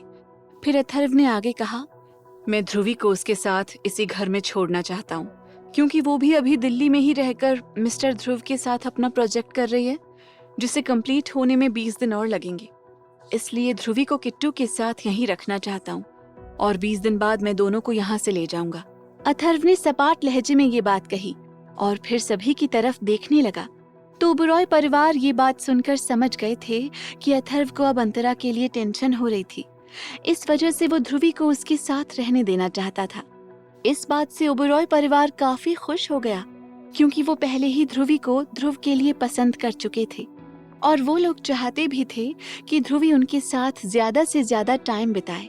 और अब ये मौका काफी अच्छा था, जिस वजह से परितोष जी फिर बोले, हमें मंजूर है। हमारे लिए अंतरा और ध्रुवी दोनों बच्चियां एक बराबर हैं। उनकी बात पर अथर्व स्माइल करने लगा और फिर बोला, पर एक बात और है, मैं इन दोनों से हर दूसरे दिन मिलने आऊंगा और इन्हें बाहर लेकर घूमने जाऊंगा। उसकी इस बात से किसी को कोई परेशानी नहीं थी, उल्टा सब काफी खुश लग रहे थे। अब वहीं अंतरा खुश होकर अथर्व के सीने से लगते हुए प्यारी सी स्माइल करते हुए बोली, थैंक यू भाई, आप बहुत अच्छे हैं, बिल्कुल पहले की तरह। अथर्व उसके सिर को सहलाने लगा और फिर अंतरा उससे अलग हुई। वहीं ध्रुवी ने जब ये सुना था कि उसे यहाँ रहना है अगले 20 दिनों तक, तब से उसके पेट में तितलियां उड़ रही थीं और उसके चेहरे पर एक ना दिखने वाली बड़ी सी स्माइल थी। वो मन ही मन अथर्व को 1000 बार थैंक यू बोल चुकी थी। तो वहीं कुछ ऐसा हाल ध्रुव का भी था, उसके भी चेहरे पर ये जानकर स्माइल थी। वहाँ सब तो खुश लग रहे थे, पर रेयान का दिमाग गर्म हो चुका था। वो तुरंत वहां से उठते हुए अथर्व से बोला, अथर्व, मुझे तुमसे कुछ बात करनी है अकेले में। उसकी बात सुनकर अथर्व उसे ध्यान से देखते हुए हाँ में सर हिलाकर बाहर गार्डन की तरफ चला गया। वहीं ध्रुवी अंतरा से बातें करने लगी। अंतरा उसे अपनी सारी बीती बातें बताने लगी। उन दोनों को देखते हुए देविका जी बिपाशा जी से मुस्कुराते हुए बोली, हमने इतना तो सोच लिया है कि ध्रुवी ही ध्रुव की जीवन साथी बनेगी, पर काश ऐसा भी हो कि अंतरा भी इसी घर में हमारे दानिश की जीवन साथी बनकर आ जाए। उनकी बात सुनकर बिपाशा जी ध्यान से अंतरा को देखने लगी और फिर उनके चेहरे पर मुस्कान आ गई। वहीं अंतरा और ध्रुवी दोनों मिलकर बिपाशा और देविका जी से खूब सारी बातें करने लगी। उज्जैन में भारद्वाज विला। अथर्व के दादा दादी दोनों हॉल में बैठे थे। उन दोनों के चेहरे पर बड़ी सी मुस्कुराहट थी और वो दोनों बातें करते हुए नौकरों से किसी चीज की तैयारियां करवा रहे थे। वहीं उनकी बहू सुधा, जो ध्रुवी की माँ थी, और अथर्व अंतरा की सौतेली माँ थी और वो विधवा थी, पर उन्होंने अपने आप को काफी मेंटेन कर रखा था, जिससे लगता ही नहीं था कि वो विधवा थी। वो वहीं सोफे पर बैठी उन दोनों को इतना खुश देखते हुए गुस्से से दांत पीसकर मन ही मन बोली, ये बूढ़ा और ये बुढ़िया खुश तो इतने हो रहे हैं कि कहीं खुशी के मारे ही ना चल बसें। पर फिर उनके चेहरे पर डरावनी मुस्कान आ गई और उसने मन में कहा, कोई बात नहीं, आने दो उस लड़की को, आएगी तो इसी घर में ही वापस, और तब उसे इस बार मैं हमेशा के लिए दुनिया से भेज दूंगी। ये बोलते हुए वो मक्कारी से मुस्कुराने लगी और फिर तभी दादाजी के पास अथर्व का कॉल आया। रेयान का क्या होगा अगला कदम जानने के लिए सुनते रहिए वजह तुम हो, सिर्फ पॉकेट FM पर।